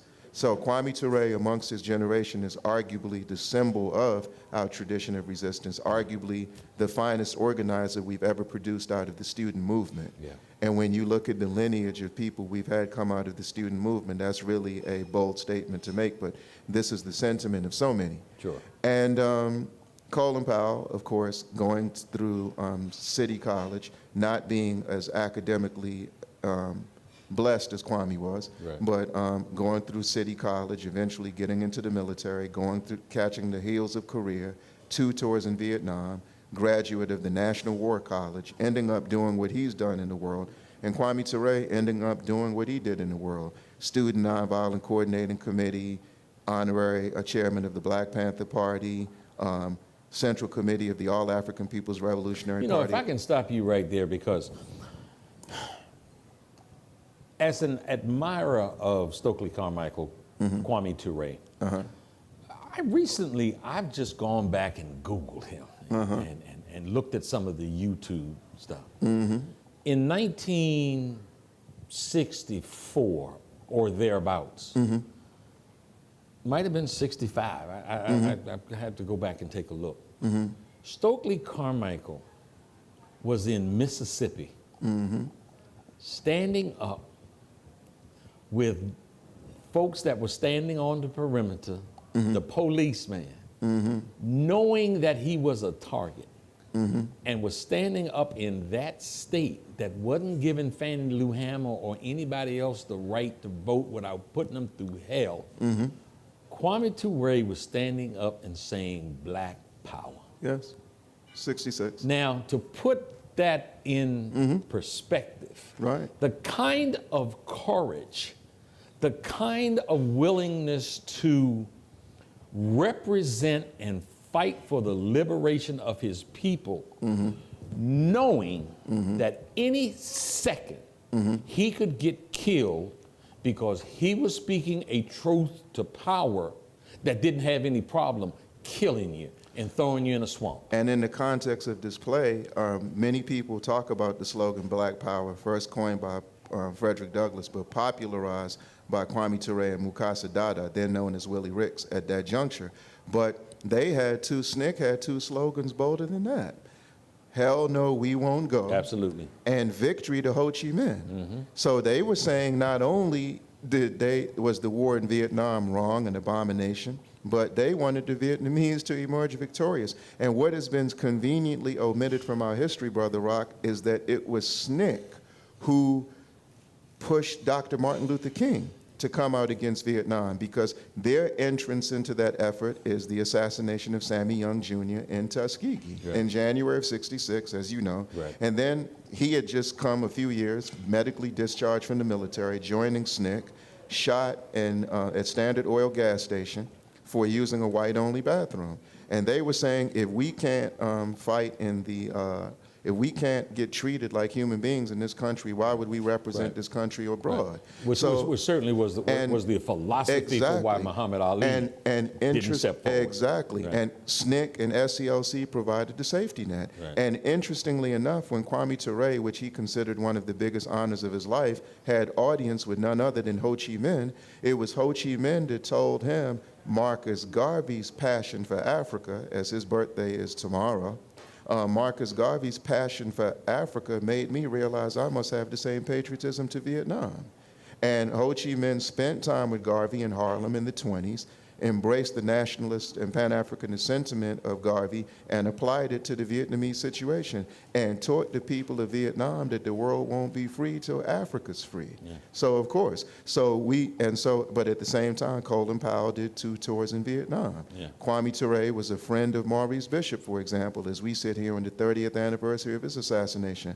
Colin Powell presented Ronald Reagan with the gun that assassinated Maurice Bishop. So we just wanted to show that how you have 2 people that grew up in the same neighborhood, 4 years apart, Colin Powell born in 1937, Kwame Ture, born in 1941, could be on two opposing sides of the spectrum. And as a community where we're discussing sporadic violence rooted in self-hatred, what's going on in Chicago, what's going on in Detroit, people who will not hesitate to condemn that, or the Bloods and Crips in Los Angeles, they consider it they consider it honorable for us to go to Africa and bomb Africa, go to Asia and bomb Asia, go to Latin America and bomb Asia. And because Truman, understanding the strategic advantages of desegregating the military, we got trapped and moved in that direction. And Kwame let you know he did the same thing that the Honorable Elijah Muhammad did when they tried to force him into World War II. He did the same thing that A. Philip Randolph did when he spoke out against World War I. He did the same thing that Paul Robeson did, putting his career on the line, going from making $200,000 a year back then to around $6,000 a year because of his condemnation of U.S. foreign policy. And if we're going to be Pan-African like we talked about, all it simply means is we're no longer politically domesticated, like a cat is domesticated or a dog is domesticated. We want to be natural, in the wild, if you will, and embrace who we really are. And real quickly, what I wanted to say is SNCC's headquarters were across the street from Ben's Chili Bowl. Right. And Kwame Ture used to always talk about the two places where he could always be fed. That's right. Was at Ben's and Florida Avenue Grill around the corner. Absolutely. So I thought it was, I will bring that up. I will bring that up in the next hour. His other play mother, Annie Green, down the street in Islander. Yes, Yeah. yes. Always took care of SNCC. Yeah. See, when you fight for the people feed you. You know, I was in Libya, and two of the most profound feelings that I had was one that was extraordinarily surreal. When we got a call, we were watching CNN. It was when Michael Jackson passed away. I think that was 2009. I think Right. that was June of 2009. Well, we were watching the events unfold on CNN while one of his closest confidants and associates was calling the group that I was with. Wow. And we got the news that he was dead before it came across the wire on CNN, and Wow. it was from the person that was standing with Michael's lifeless body. And so that was sort of being far away in the desert and seeing this, American entertainment icon, hearing about his death before it became news was a really Twilight Zone surreal kind of experience. That was one feeling I had. The other, I visited CERT, where Muammar Gaddafi had convened the Organization of African Unity. Right. And heads of states from all of the African countries were there. And they were talking about creating a currency that would be rooted and secured by the earth, by what's in the ground, and for it to be the most secure and powerful economic force on the planet. Yes. And the feeling that I had, amongst other things, amongst very much relaxing the borders between countries on the continent of Africa. So their whole immigration idea is to become ultimately one Africa. Exactly. Not just a conglomerate of independent countries, but one Africa. Yes, sir. And the feeling that I had was that this will get you killed. Yeah. Yes. And I came back, and in a short time, I saw things happen where ultimately Gaddafi was killed and drawn through the streets. Now, the interesting thing about that is, when I was a student at UDC, before I graduated, we organized the press conference in this country that gave the Libyans an opportunity to give their take on the bombing in Lockerbie, Scotland, when it first became an issue. Yeah. So, but long before I dealt with the issue of Zimbabwe, around the same time we were doing work around what's called South Africa with the 3 liberation movements. There are exiles here. work we were doing in Guinea, work we were doing around Somalia. We definitely did work in Libya, but interestingly enough, my point of reference to Libya is my father, because my father, in addition to the work you talked about earlier, my father had the opportunity under the administration of Murtala Muhammad in Nigeria to be the director of ECBS, the national television station. Yes. And in the 1970s, Muammar Gaddafi organized a conference in Libya, and the theme of the conference was the role of media in the decolonization process. And he was talking about financing Africa having one central television station, one central radio station. This is in the 70s now. We're talking 75, 76. So people's sentiment was, because he wanted to undertake that project, death would be at his doorstep. So we had an idea when we saw him at the United Nations, the only time he ever came, and many people were wondering why he took 2 hours. They felt that he was grandstanding. But he was trying to convey a message to the world that he knew that he was next on the list. And even though the United States gave the impression that they wanted to normalize relations, they had an intersection here in the Watergate Hotel. The Corporate Council on Africa had sent some businesses there in 2003 to try to develop a relationship. He already knew, because interestingly enough, when you go back to Nkrumah's time in power, when Nkrumah came to this country as the president of Ghana for the first time, the very first person to meet him at the airport was none other than Milton Hershey. He takes Nkrumah to the Hershey plant in Pennsylvania. You know, subliminally, I want access to your cocoa. I was going to say, did that have a little something to do with the cocoa? And then, Brother Rock, when they drop Nkrumah back off in New York, guess what's there? A limo waiting to take him to the Waldorf Astoria, because the New York Cocoa Board of Trade had a reception in his honor. So for any African head of state who is truly committed to their people and truly feels that the human resource must control the material resource, because one of the things you heard Kwame Ture say many times is the biggest contradiction of all is Africans are the poorest people in the world, yet we are products of the richest continent on earth. So we know this is what happened to, what happened to Colonel Gaddafi happened. And at a time where the attacks on Zimbabwe intensify, Zimbabwe just found out a few years ago they have 25% of the world's diamonds. And they have the distinction of being the only country in Africa ever to be accused of blood diamonds, where there is no war or there is no military conflict. But the same way we're not going to let Global Witness have the last word on blood diamonds, because they're not going to talk about Oppenheimer and De Beers and the Anglo-American Corporation, the true bandits when it comes to the question of diamonds. Obi, they always say, leave your audience waiting for more and wanting more. I'm telling you, man, we could go on, but unfortunately the clock has put us up against the wall, and we've got to go out. Thank you so very much. And I sincerely hope that the time we spent together, you were pleased as the host, and your listeners are pleased. This is a very informative, and I'm pleased. All the time. Back in a moment with the matriarch from Ben's Chili Bowl, celebrating 55 years of love and half smoke, and feeding folks like Bill Cosby and Kwame Ture and Barack Hussein Obama. You're going to talk to her next on The Rock Newman Show.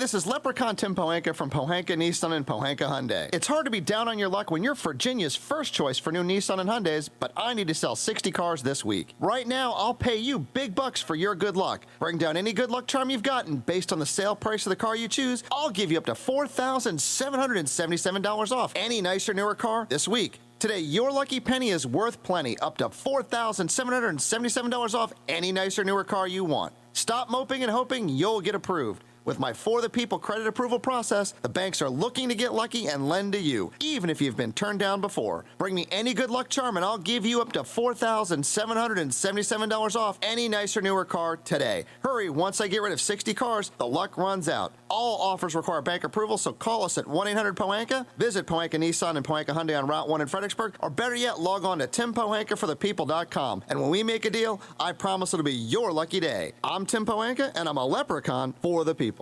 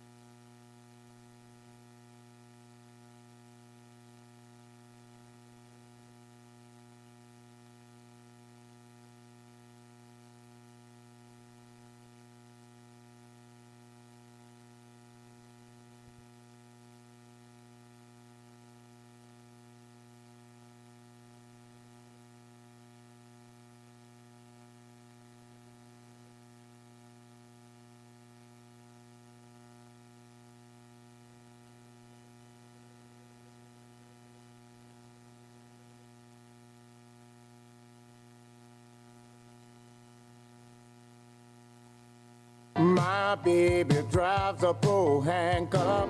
The weekend is here, and no matter what the weather's like outside, you'll find the deals inside here in the beautiful showroom of the all-new Pohanka Hyundai in Capitol Heights during their giant Markdown Madness sale. Smart shoppers know that every new Hyundai in Pohanka comes with Hyundai Assurance and America's best 10-year, 100,000-mile powertrain warranty. But why don't you tell them about the markdown sale, Joe? I'll be happy to, Kim. Folks, shop around on the web, and you'll see lease payments on a new 2013 Elantra GLS at $179 a month. Today at Pohanka Hyundai, $99 a month. That's right, a $99 payment on a brand new Elantra. And $89 a month on a new 2013 Accent GLS Automatic. How do they do it, Joe? It must be the volume, Kim. A brand new building, hundreds of new Hyundais, and Pohanka's low payment and easy credit programs are designed to get everybody driving. But you have to get here today. Rush to the giant Markdown Madness sale at exit 13 off the Capitol Beltway. Pohanka Hyundai, king of the Beltway. All financing for a limited term on approved HMF credit. My baby drives a pro handcuff. And now, the Rock Newman Show. Welcome back, folks, to the last hour of the Rock Newman Show from the Langston Hughes Room at Busboys and Poets, 14th and V Street, Northwest Washington, D.C. Do we have a fun hour coming up this hour? We are blessed to have as our guest Nazim Ali and Virginia Ali. You've heard me refer to Virginia Ali as being the matriarch of Ben's Chili Bowl. And this coming Thursday, the 22nd, is that yes, the 22nd of August, they're celebrating 55 years of love and half smoke. And this establishment, Ben's Chili Bowl, has become an international icon. It has been a place of gathering for common folks and for presidents, dignitaries, and celebrities, literally from around the world. It has become a tourist attraction. If you come to Washington, D.C. and don't go to Ben's Chili Bowl, then you've missed something that is absolutely indigenous and an important part of Washington, D.C.'s culture. Matriarch Ali, you pretty lady, welcome to the Rock Newman Show. Good morning, Rock. It's good to see you. Thank and you. Nazim, same to you. Thank you ain't you. so pretty. Oh, I got to deal with it. How fascinating to have you all here on your 55th anniversary. What I do with my guests is I always want my listening audience to be aware not just of what you're doing now, but who you are. And so, Virginia, if I can go to you first, please, Mrs. Ali, tell us your background. Where are you? Where did you grow? Where were you born? Where did you grow up? Rural Virginia, Tappahannock, Virginia, actually. Spent my formative years there. Went to Virginia Union in Richmond, then came on to Washington. After How old were you when you came to D.C.? 21. You were 21 years old when you came to D.C. My first job was the Industrial Bank of Washington. At the National Bank of Washington? Industrial Bank. Industrial Rock. Bank, absolutely. It was the only minority bank back then those days. Yes. And we could only apply for work in a minority bank. But growing up, I grew up on a farm. My dad had a 350-acre farm. So I grew up doing farm things and working in the home and until college, and then coming on to Washington after that, and working at Industrial Bank, which was where I learned that I love working with people. I love the public. Now, so you working at Industrial Bank, started there when you were 21 years old after Virginia Union, the university college down in Virginia. Virginia Union's in Richmond. In Richmond, Virginia. So you come to the big city, come to D.C., you're working at the bank. Tell us about the very first time you met that guy named Ben Ali. Oh, that was kind of fun. Ben came from Trinidad. Yes. And Ben had come to this country to matriculate university, and his first college was at Nebraska, University of Nebraska. After that, came to Howard to go to the dental school. To do what? Go to dental school. To go to dental school. Yes, right. I think maybe a year and a half, and he was in the dental program, and he'd injured his back stepping onto an elevator when the floor wasn't there. So he injured his back severely and was not able to complete that program. But in the meantime, he worked his way through college by working in restaurants, starting with mopping the floors, doing the dishes, and worked on up to being a maitre d' right here in D.C.'s big restaurants. So he knew the restaurant business, and when I met him, he was working in a restaurant just up here on U Street. And he was coming to the bank, and I saw him, and he saw me, but then one day he decided to become bold enough to write a little note on a quarter wrapper. On what? A quarter, 25-cent quarter wrapper. Uh-huh. And he just simply said, please call me. His name. I was getting ready to say, I want to know what went on that wrapper. He said, please call me Ben Alley, and he put the phone number. Well, of course, in those days, if you were a lady, you didn't call a man you didn't know. Uh-huh. So, of course, I didn't call him. I wanted to. Yeah. But no. Because he was a handsome dude. Yeah, he was cool. Yes, he was cool. And the bank closed at 2. Well, by 3, I had not called. So he, being the kind of arrogant guy that he was, called and said, this is Ben Alley. Why didn't you call me? How dare you not call me? Exactly. Yeah. I said, because I don't know you. I don't call strange men. Well, in the conversation, we realized that we knew the same He said, people. I don't call strange men. Exactly. Okay, come on now. But in the conversation, we knew the same people. So on our first date, he brought Basil Keene, who was in dental school, Dr. Basil Keene. Now, well, he's deceased now, but he was a classmate. And by this time, he'd graduated. He brought Dr. Basil Keene to introduce Ben to me and my aunt, with whom I lived at the time. Right. And that was the way we met. That's the way you met? That's the way we met. He was a character now. He was Yes. definitely a character. And how long before it got serious? Well, we were married a year and a half later. Really? A year and a half later. On our first date, I think something about this quirky personality of his. When he asked where I would like to have dinner, I mentioned the name of a restaurant that I wanted to go to. So, okay, he drives along and he misses the turn. He what? He missed the turn to go to that particular restaurant. And I said, wait, you missed the turn. It's this way. He goes, I'm not taking you someplace someone else has already taken you. Pardon me? Yeah. Yeah. Yeah. So I thought, I liked his little personality and his confidence. And okay. even his cockiness, I guess. Okay. Now, so a year and a half after he says, call me. Right. You guys get married. We got married. Where did you get married? Now the story, my family were Christians. I was brought up in the Christian church, and we were very avid churchgoers. And my minister in Washington, I attended Plymouth Congregational Church here with my aunt, and the minister there became friends. He and his wife became friends of ours. And when we were ready to be married, I asked him to perform the ceremony. He said he'd like to come over and talk to me, and he did. And when he found out Ben was a Muslim, he said, I can't do this. Oh, wow. No, I can't do this. How did your family down in Virginia, you met this guy who's a Muslim from Trinidad. Foreign land, and yes. their pretty little daughter was up here. Well, how did they take to that? My parents were wonderful people. My dad had just such a way with us. He just kind of put the responsibility on us. And when I went to him and told him my interests and what I wanted to do, he said, honey, we raised you well. Yeah. And if you think this is the right decision for you, it's all right with us. Now, I was 24 years old and working. But that's what he said. But the minister initially said, I can't do this. And didn't. And didn't? No, he didn't. The state of Virginia said, no, you're a mixed couple, won't do it. So we got married in the judge's chambers. Judge Beard married us. Okay, and so you get married, and this was what year?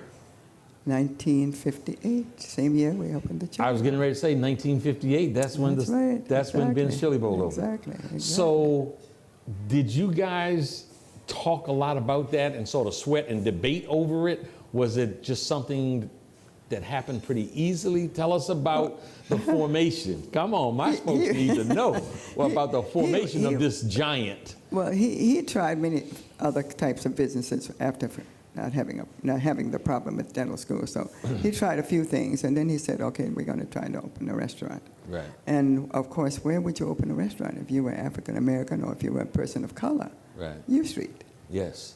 U Street, because that's where the happenings were. Yeah. You know, Virginia, when you said you sort of asked that question, you said, where else would you open a restaurant? Because that's what was happening. Right. Tell my audience in 1958, when you talk about U Street, tell them about U Street 1958. What was along there? U Street was just absolutely fabulous. It was known as Black Broadway. There were 3 theaters, one next door to the Chili Bowl, the Lincoln. The Republic was in the next block, and the Booker T in the following block. Yes. The Howard Theater was around the corner. I said with Howard Theater just a few blocks away. Howard University, just a few blocks away. Yeah. Jazz clubs. Yeah. White tablecloth restaurants. Yeah. You could get Smithfield Ham and Champagne at Harrison's. Bohemian Room. Bohemian Caverns. Yeah, Bohemian Caverns, right? Yes, right, that's exactly. Right. And it was a place where, when you go out in the evenings, you knew everybody. Everybody knew you. It was just a very close-knit, classic community. I remember going to work on a day as warm as today with high-heel shoes and white cotton gloves. Yes. At the bank? Going to the bank to work. Wow. Hats were worn at church by ladies. Jeans were worn only by farmers, Rock. Jeans were worn only by farmers. It was a very durable fabric. Right?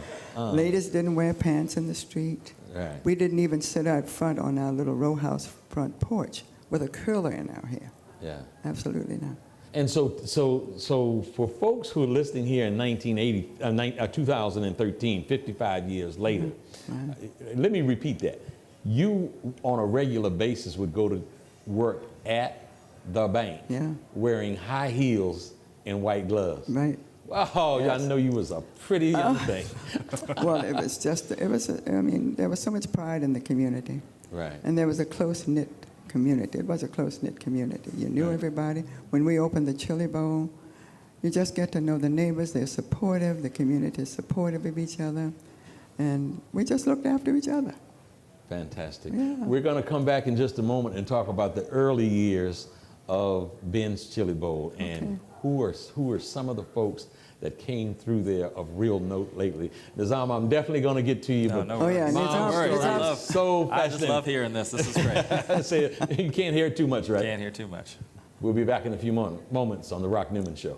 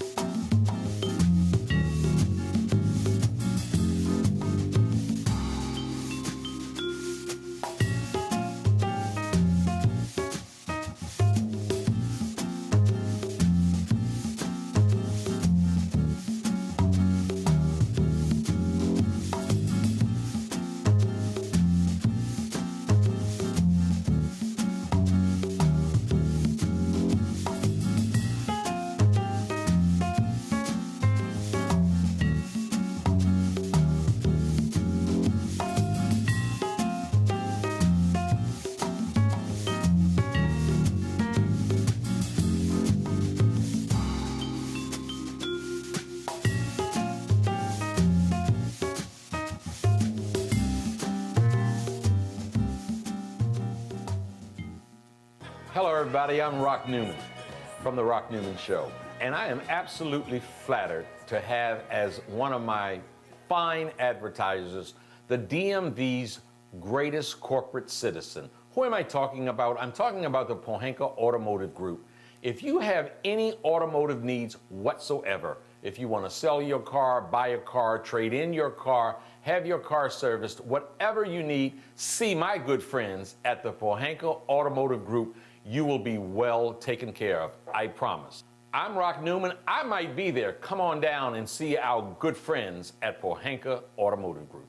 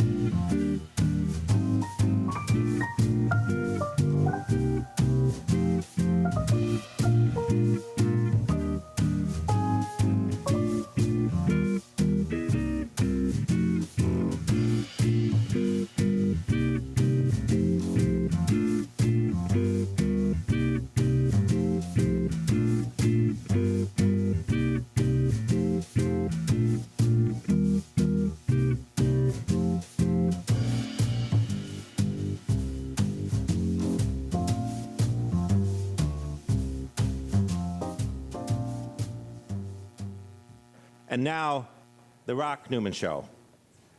Welcome back to the Rock Newman Show, folks. Today, again, is Saturday, August the 17th, 2013. We're broadcasting from Busboys and Poets in the Langston Hughes Room at 14th and V Street, Northwest Washington, D.C.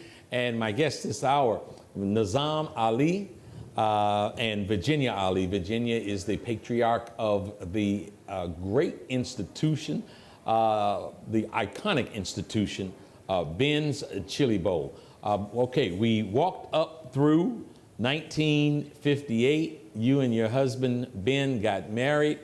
You opened Ben's Chili Bowl in an area at the time that was aptly called Black Broadway, really. I mean, Washington, D.C.'s history with the Duke Ellingtons of the world, and Langston Hughes, and those types, folks really don't, so many of our youngsters don't have any appreciation for that really legendary time. Yeah. It was a slice of America that I think really deserves to be chronicled in a way, whether, I don't know whether that's going to be a movie, it's going to be, you know, sort of the definitive book or whatever. I remember, and at the time, I didn't know when you opened, but my first time there, my aunt lived up the street and had a jewelry store. And I remember that she took the first movie I ever saw, I was 10 years old. It was Tarzan Comes to New York at the Lincoln Theater. And when I went in the Lincoln Theater, I remember this aroma coming from this place next door. And I, you know, looked up and was like, Ben, she's like, my aunt was like, okay, yeah, well, just calm down. We're going to go there afterwards. And I came over there and, you know, although a lot of people weren't familiar with half-smoked, I was, because I grew up in the country, and sometimes my mother cooked us half-smoked for breakfast. So I went in there, man, and got this half-smoked, and I've been loving Ben's ever since. So thank you very much. Pleasure, indeed. So tell me about, you opened the restaurant. What was it like? Who were your clients? You know, how soon was it before you really started to see, you know, business come where this looked like it was going to be a success? You know, Ben said when I suggested maybe I shouldn't quit my job, right, and just see how things go for a little while, he said, oh no, we will make it, even if we have to sell the car, give up the apartment, build a shower in the back, and bring in a bed. He was. Yeah, it was going to work. It was no question. This was going to be. This was going to be successful. It was going to work. Well, it didn't ever come to that point, but you know, this was still a segregated city. Yeah. And so, if Nat King Cole performed down at the Casino Royale, he didn't eat down there. Yeah. Unless he ate in the back. Wow. So the entertainers, Billy Eckstine, they all came to U Street. Nat King Cole. Nat King Cole, yeah, Billy Eckstine, Sarah Vaughan, all of them. Yeah, people down at that could perform at the Howard Theater, which was, they could perform at the Howard, and they performed also at, as I said, at the Royal Casino Royale and on 14th Street. Yeah, that's where I saw. Well, no, I saw him at the Howard, Nat King Cole, but it was a time when they would come back to U Street because that was home. Right. Come back to U Street and hang out, and we were open until 4 o'clock in the morning on weekends, as we are again now. Yes. So entertainers, the clubs closed at 2. The entertainers were out, and they'd come on up on U Street, hang out at the Chili Bowl or the jazz clubs. And that's how that entertainment crew came about, I think. It was a good hot dog, Rock. Yes. So the word gets out, yeah. You know. I remember when Kathy Hughes took over WOL. I don't know what year that was. It was a little bit later, maybe I think in the it was like 60s. 79, You think that maybe late? 80. At 80 at the latest. I don't think it was that late. Maybe in this, maybe 70s, early 70s, I would think. Mm-hmm. But I remember when she converted that station, and those DJs. Yeah. Were like movie stars. Yes. So we were one of the first to entertain on WL when Kathy took that station over. To advertise. I think we were their first 52-week contract. their full Yeah, full year right. contract for advertising. Yeah, you know what? I've heard Kathy tell that story. She talks with pride about that. It's Absolutely, really nice. I've heard her tell that story. So on a weekend when whichever DJ was not on the air, they'd come to the Chili Bowl, and they were like stars. The Soul Finger, the Tall Tan Texan. Yes. You know, they Yes. just come and hang out and mingle with people, Right. which was good for us and good for WL. Yeah. You opened in '58, Uh-huh. and in '63, there was the March on Washington, which this week we're celebrating 50 years of. Yeah. What are your memories of the March on Washington? Did you get any of the crowd from the March on Washington? Of course. Actually, we were even able to provide some hot dogs for some of the folks that came in town early. We have friends that knew groups that were coming in together by the bus, and sometimes we could come in, we could just stop by and pick up 50 or 60 hot dogs or whatever. We were there to the lead up when H. Rap Brown was talking about burn, baby, burn. Mm-hmm. If we don't get equality for our people. Sure. Stokely Carmichael, Kwame Torrey, Yeah. was in the office across the street. One of his aides for 10 years was just on before you and talked about Stokely saying Yes. how much he enjoyed having his office across the street because he could always come to Ben's. Well, he was there every day. He was a wonderful person. I thoroughly enjoyed him. Yes. As a matter of fact, he was responsible for our employees having permits to come to work during the riot evenings, you know, when the curfew was in effect. Yes. Mayor Washington had imposed a curfew. Yeah. Well, you were supposed to be off the street. We had employee permits, for the employees to come to work and stay until closing time. And Stokely helped with that process? Stokely saw the commander and made that possible, in addition to the police officials, of course. Right. City officials. Right. See, But that's yes, he history. did. Right. That's Yes, he real did. history. Yes, So he as the did. city was shut down, Yes. we were allowed to remain open our regular hours because Right. people needed a place to eat Yes. and a place to meet Right. and a place to kind of figure out how do we stop this violence or Yeah, how do we, and how do we and pull what you're things talking back about together? now is I had mentioned the March on Washington in '63. Of course, with Martin Luther King gave the "I Have a Dream" speech. Yes. But now we've jumped ahead 5 years, and we're talking about after he was shot. Yeah. And right, what was exactly. going on. That's then. what happened Correct. during the assassination, yeah.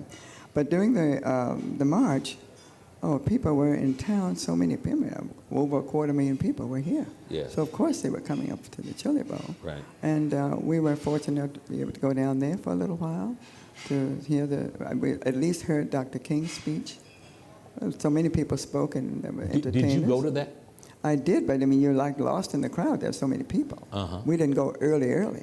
Uh-huh. You But know. you were out there that day. Oh, yeah. Yeah. Oh, yeah. Yeah. Mahalia Jackson singing and Sure. Peter Paul and Mary. And it was just an amazing time to see the mix of people. Right. Black people, white people, poor people, rich people, all kinds of people. So talking about the march and being there amongst, the multitudes, Virginia, what was, as you say, Mahalia Jackson's on stage, Peter Paul and Mary's on stage, Mm-hmm. there is a conglomeration of people of all colors, all hues.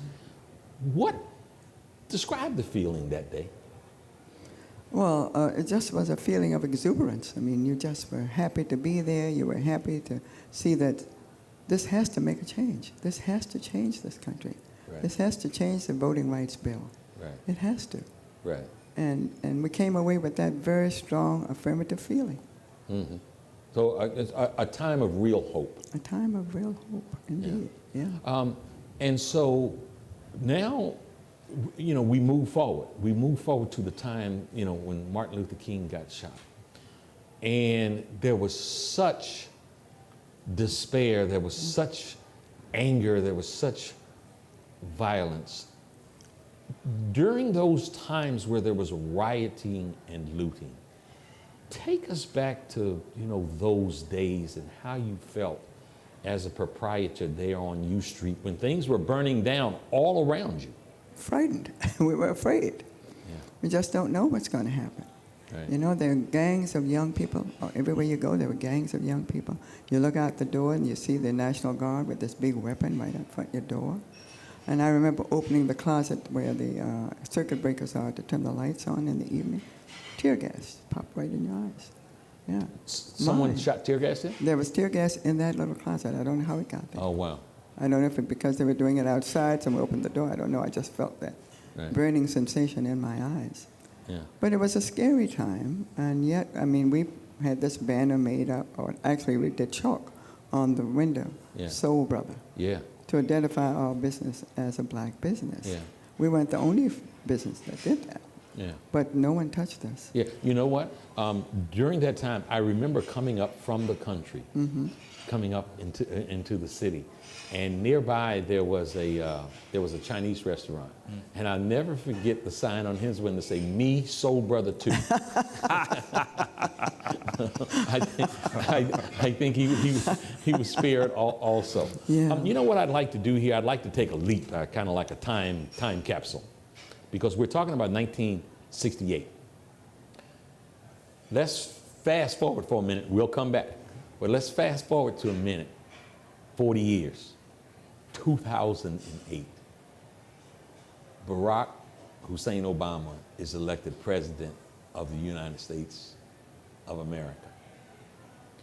And of all of my years and times of being in D.C., whether it was a Howard homecoming, Howard University homecoming, whatever it might have been, I don't think I've ever seen U Street more packed than it was during his cold inauguration. I came by in absolute amazement. I got lucky and I found a parking space on V Street. I thought there might have been some sort of real disturbance going on because folks who don't know the lay of the land here, of course, you've got U Street and you've got V Street. And Ben sits between 12th and 13th Street. And there's an alley next to the property on both sides. I saw these people lined up the alley from U Street, where the entrance is to Ben's, back out to where I was parking on V Street. And I was like, what is going on? And it was cold. It's very cold. In the bitter cold. And there were these folks that were lined up. It warmed my heart because I cheated.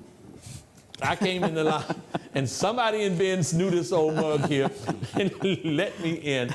But it was one of the most amazing sights, that folks out there shivering in the cold, waiting to get into this institution that has become known worldwide. Both of you, Dazama, I'll ask you first. How did that make you feel? In one way, it made us feel bad because we didn't want people standing out there in the cold that long. Yeah. I asked a customer, and I said, how long did you have to wait? They said about 2.5 hours.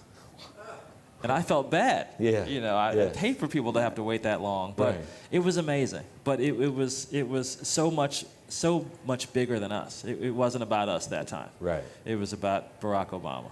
Yeah. And it's just that feeling. It wasn't the line. It wasn't the business. It wasn't the money. It was, this inauguration is happening. Yeah. And he is going to be sworn in as president. And it was that time. It was just that. Just a wonderful, wonderful feeling. I mean, everybody was happy. Yeah. Even the cold didn't seem to bother them. Yeah. We were all just happy. And we're talking cold. I mean, we're talking cold, you know, windy, I remember near single digits temperature with the wind. Right. Cold. Yep. Tell them about the ice sculpture that was brought in and how long it stayed. We have a good friend. His name is Cake Man Raven, and he's really famous for his red velvet cakes up in Brooklyn. Right. And he has come down for many of our anniversaries and just blessed us with 600 red velvet cupcakes at a time, and just a sweet man. He called us and said, hey, for the inauguration, I want to come down and I want to carve an Obama ice sculpture and put it out in front. Right. He brought down giant colored blocks, red, white, blue, and he carved in the alley with 3 chainsaws, right. O-B-A-M-A. Yeah. Set it up on a table and put that out front. And it was out front, out meaning front. Outside. Outside, right in front of the restaurant. Right. And it was so cold, we thought the thing would melt at some point. Now, it lasted for a week, whereas, cars are blocking traffic, buses are pulling up, looking at it, and the police were like, when are y'all going to take that down? Yeah. I guess when it melts. Yeah. But it was that cold. But it was tremendous. And to think of it up, it wasn't like that for one day. No.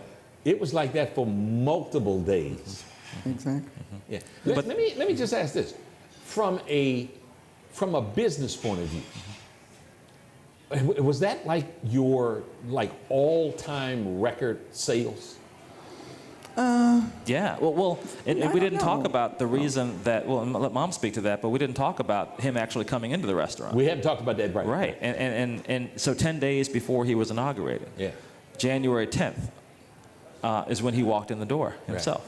Right. And that's really what sparked that level of business. Yeah. It wasn't just the inauguration was happening and people were coming to visit, but Sure. he had physically been there Right. 10 days before when the whole world was watching his every move. Yeah. And we did interviews. We might have done 10 interviews a day from different countries. There were cameras in there from all different countries. Right. And there were cameras just interviewing us for all the way leading up and through the inauguration. And that's really what did it. Right. Came in there with President-elect. He was president-elect. He first came in with Mayor Fenty, right? Well, Correct. and that was his first outing in the city. Yes. Yeah. Yeah. So it was That significant. It was You know, significant. that was a sweet touch there. That was incredible. a I mean, that was real really the emotional sweet time touch. that you Yeah. just, of all places to go. Yeah. He came to U Street and he came to Ben's. And let me ask you, do you know how many hot dogs or burgers you sold that day? No, we don't concern ourselves with that. They ain't got time to count. No, we don't do that. We just stay busy. We just keep busy. We just do what we can. We just kind of serve the people as fast as we Right. can and as well Because as we can. This has been a tremendous community for us. You know, we celebrated 40 years in business.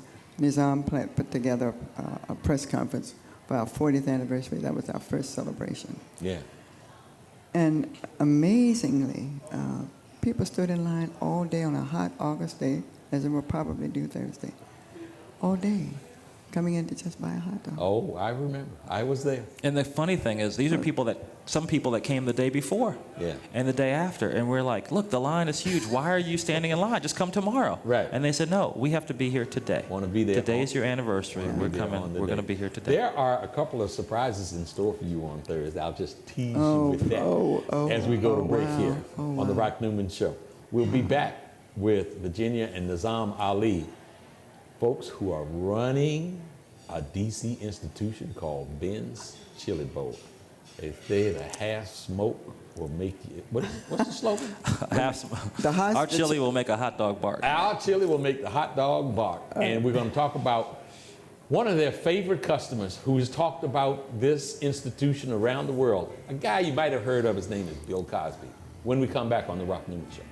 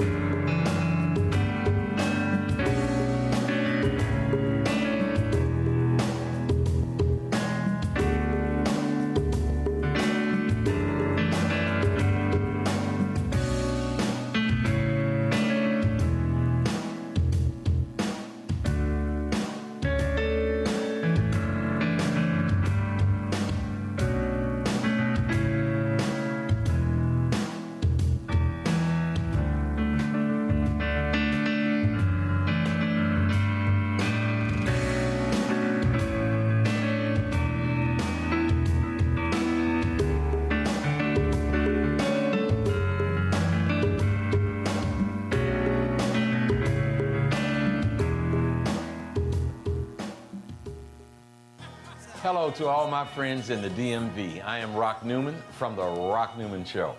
I want to tell you about the MGM Grand National Harbor, the most exciting project to come to the District, Maryland, or Virginia in quite some time. You're going to have great fun. Come on down, support this project with all you have. It is going to be wonderful for the area. We're going to increase our tax base. We're going to get funding for the police department, for ambulance, for fire, for education. It is really a project that is going to benefit our area. Folks, we want to support in a very strong DMV kind of way this great project from the MGM Grand National Harbor. And now, the Rock Newman Show. Hello, folks. This will be our final segment today, August the 17th, 2013. We are celebrating 55 years of love and half smokes and hot dogs and hamburgers. And interestingly enough, I'll tell you what, it's hard to pick a favorite. It's almost like a child as to which one I like best. But if someone really made me choose, I might choose the turkey burger. When I come in there, which I shouldn't be doing, but at 1 o'clock in the morning, sometimes the guy just nods and starts putting it on the grill there, and he comes back, and I've got a turkey burger with ketchup and relish and mayonnaise and hot sauce, and I already said relish, and a few onions, and it is delicious. Good. And also your tuna fish sandwich. It's just incredible. I see you got a couple of new items on the board up there. Mm-hmm. And speaking on the board, you have up there and have had for a very long time a relationship. Have his picture, Bill Cosby.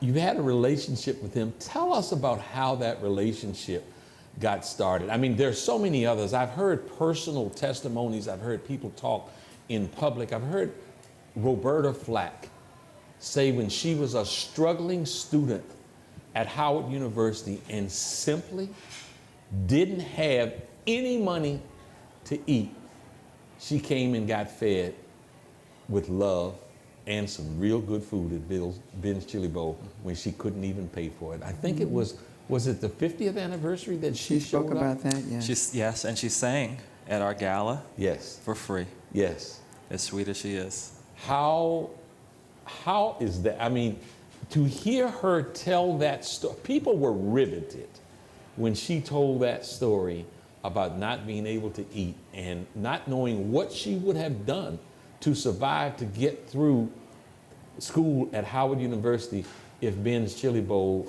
hadn't been there. So when we talk about what Ben's has meant to the community, it's meant those kind of things. It's meant actual survival for some folks.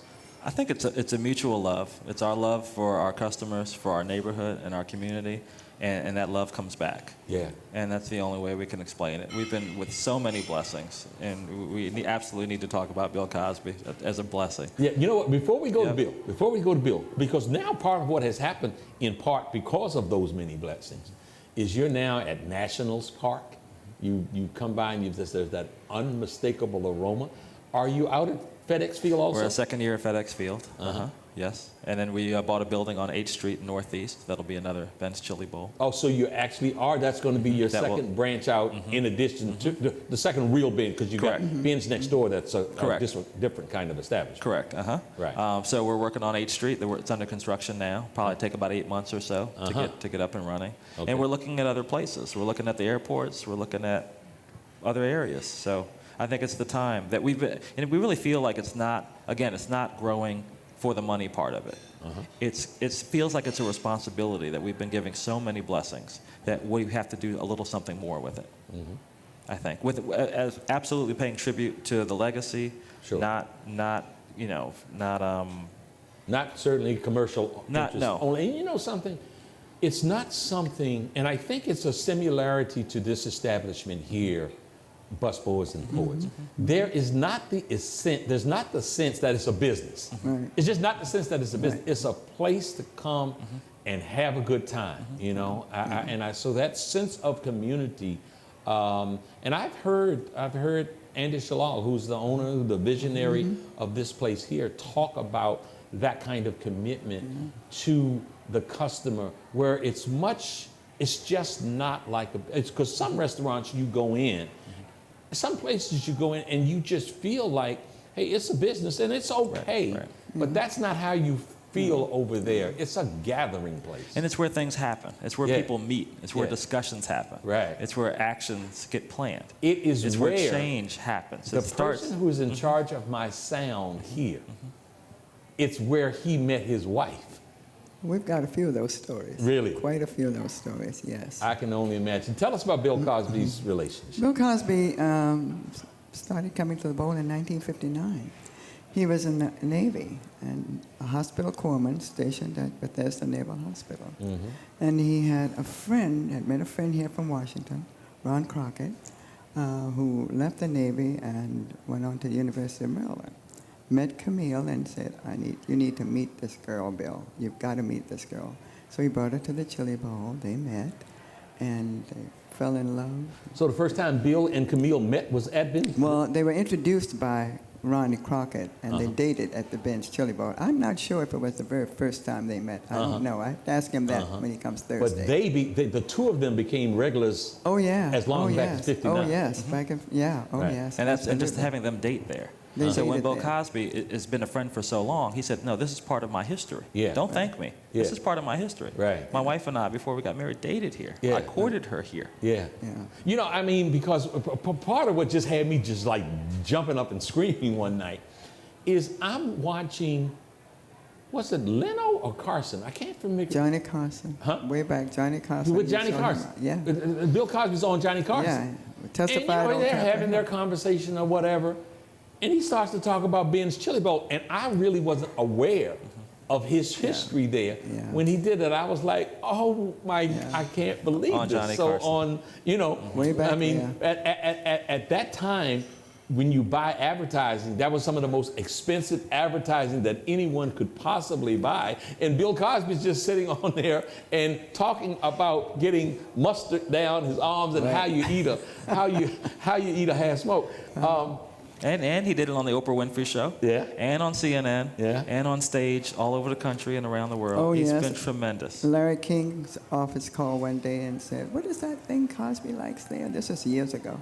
Yeah. And we said, oh, yeah, we know. And here comes a blonde in a cab. And she picks up these half smokes and takes them back. And just before he's going off the air, Larry hands him this bag. And he opens it and he goes, Ben's Chili Bowl, Washington, D.C. How special was that? It's been unbelievable. Yeah. It's just incredible. And you know, I guess it was about probably maybe 2 years ago I was in there. 2 years ago. I meet Bernard, a gentleman by the name of Bernard Demchek in there. And Bernard Demchek has been involved in this city and everything. He's the unofficial mayor of U Street. The historian of Ben's. He's the official historian And of the Ben's. official historian of Correct. Ben's. Of Ben's. And did you see his office tag there in the Chili Bowl? I did see his office tag out hours. there. And I read his paper on how you eat a half smoke. Right. And when he wrote it about 10 years ago, I said, this guy just has too much time on his hands. right. But he's been incredible. He actually has he got all of our papers, our archives, archived at the GW's Gelman Library. So they're all preserved and cataloged for eternity. And if someone wants to sort of review that, what do you do? How do you get to see that? It's just all physically at the GW Gelman Library, and I'm sure it's online. If you go to GW and search the Gelman Library or their archives, that it's there, that you can research it and see all of our old memorabilia, some old payroll books and different things from 50, 55 You know, years so ago. people recognize Ben's Chili Bowl now from around the world, and they see this incredible success story. You know, and I often try to tell young folks, you see these things that you think were overnight success, and overnight success generally always come from a lot of hard work, a lot of disappointments, a lot of failures, and some tough times. And I was in this city. I helped dig some of the first hole. I had a little construction job when I was at Howard University back in the 70s. And I helped dig some of the first holes for the subway here. And I came up to come to Ben's one day, coming down U Street. And I couldn't get there. It was like nearly impossible to get there. Certainly couldn't get there by car. The subway, you could not drive on. You That's couldn't. right. You couldn't drive at all. That's right. And that must have caused some very lean times. We had one employee during that time, just me and one employee. I believe you were in college. And that's Bernadette. We call her Peaches. She's been with me 35 years. Absolutely. She's still there. Yes. But the downslide began earlier than that, with the influx of drugs in the late 70s and all of the 80s. And then in the end of the 80s, I believe it was when they decided to finally give us a subway system. Yeah. We were the poorest neighborhood, needed it the most, but really the last to get the subway in the city. Yeah. And when they decided to do that, they simply took away the whole physical street for a period of time. So the only way to get there was by V Street, which is one way, come down the alley, and you'd have to reverse to get out of there. And it wasn't like that was a 3-month process. Oh, no. That was a long time. Yeah, that was a long time. It's 5 years total. 3 years, there was no street. The street was totally dug up. Going in sort of the wilderness of that, was there ever the thought that you might not be able to survive? Well, we were able to survive because I thank my husband again. He was a rather frugal man, and the first thing we were able to purchase the building. And we made every effort to pay for that building, and so we had been able to do that. It was a struggle to pay the property taxes. And I don't want to have to tell you what the property tax, how it escalated shortly after they dug the hole. Right. Right. But we were kind of prepared because we had lived our life in such a way that we tried to save whatever little money we made, and we tried to make the payments on that building. Right. And that's how we were able to stay there.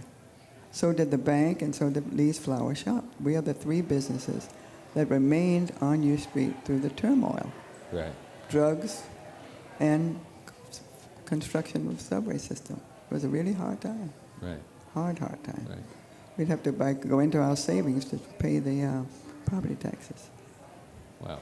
And at one point, with the city being so predominantly African American, the majority of, there was a time when I was coming in, 70s, 80s, whatever it might have been.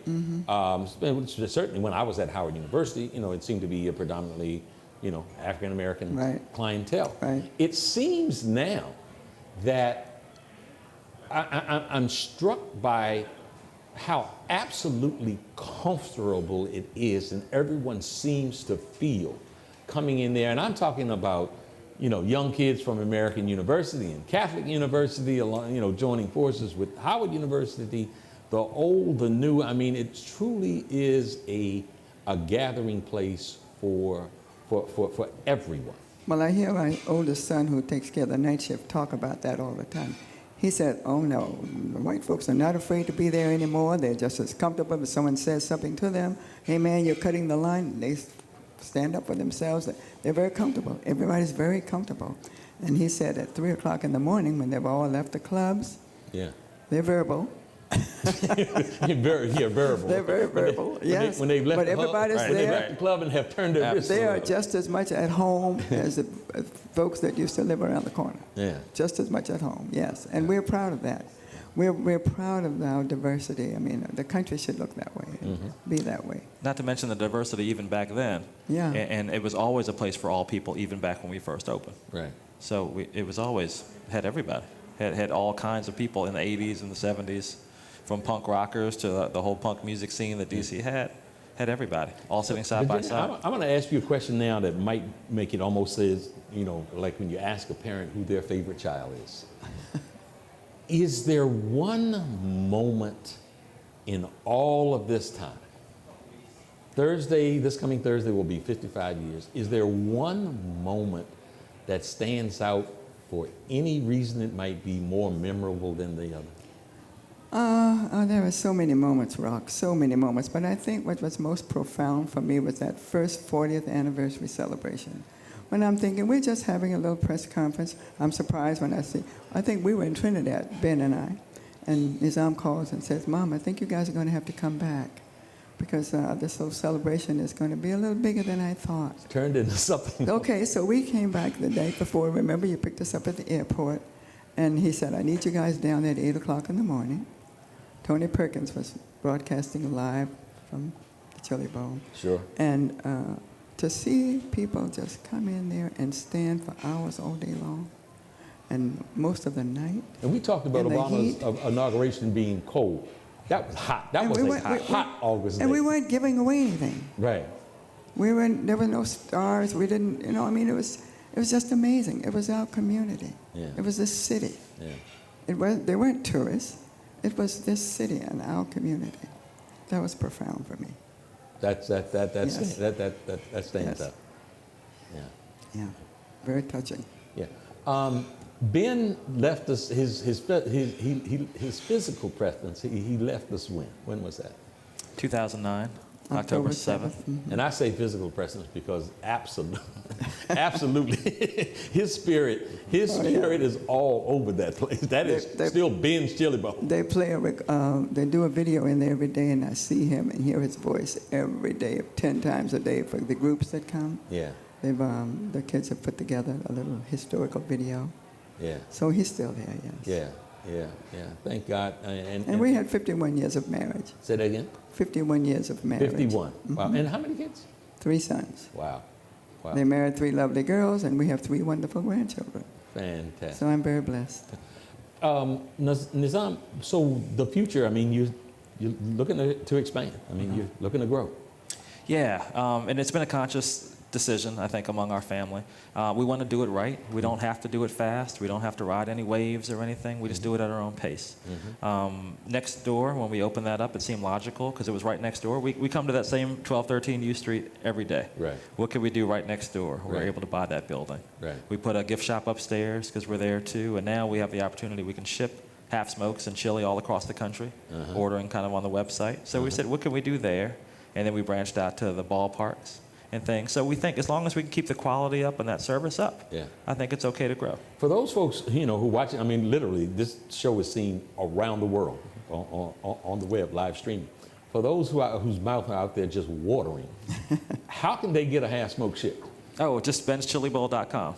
There's an online store there, or you simple. you call up the shop, and we'll put you through to Mike, and Mike will take your order and ship it out to you. He'll get FedEx to you. It'll be there in 1 to 2 days.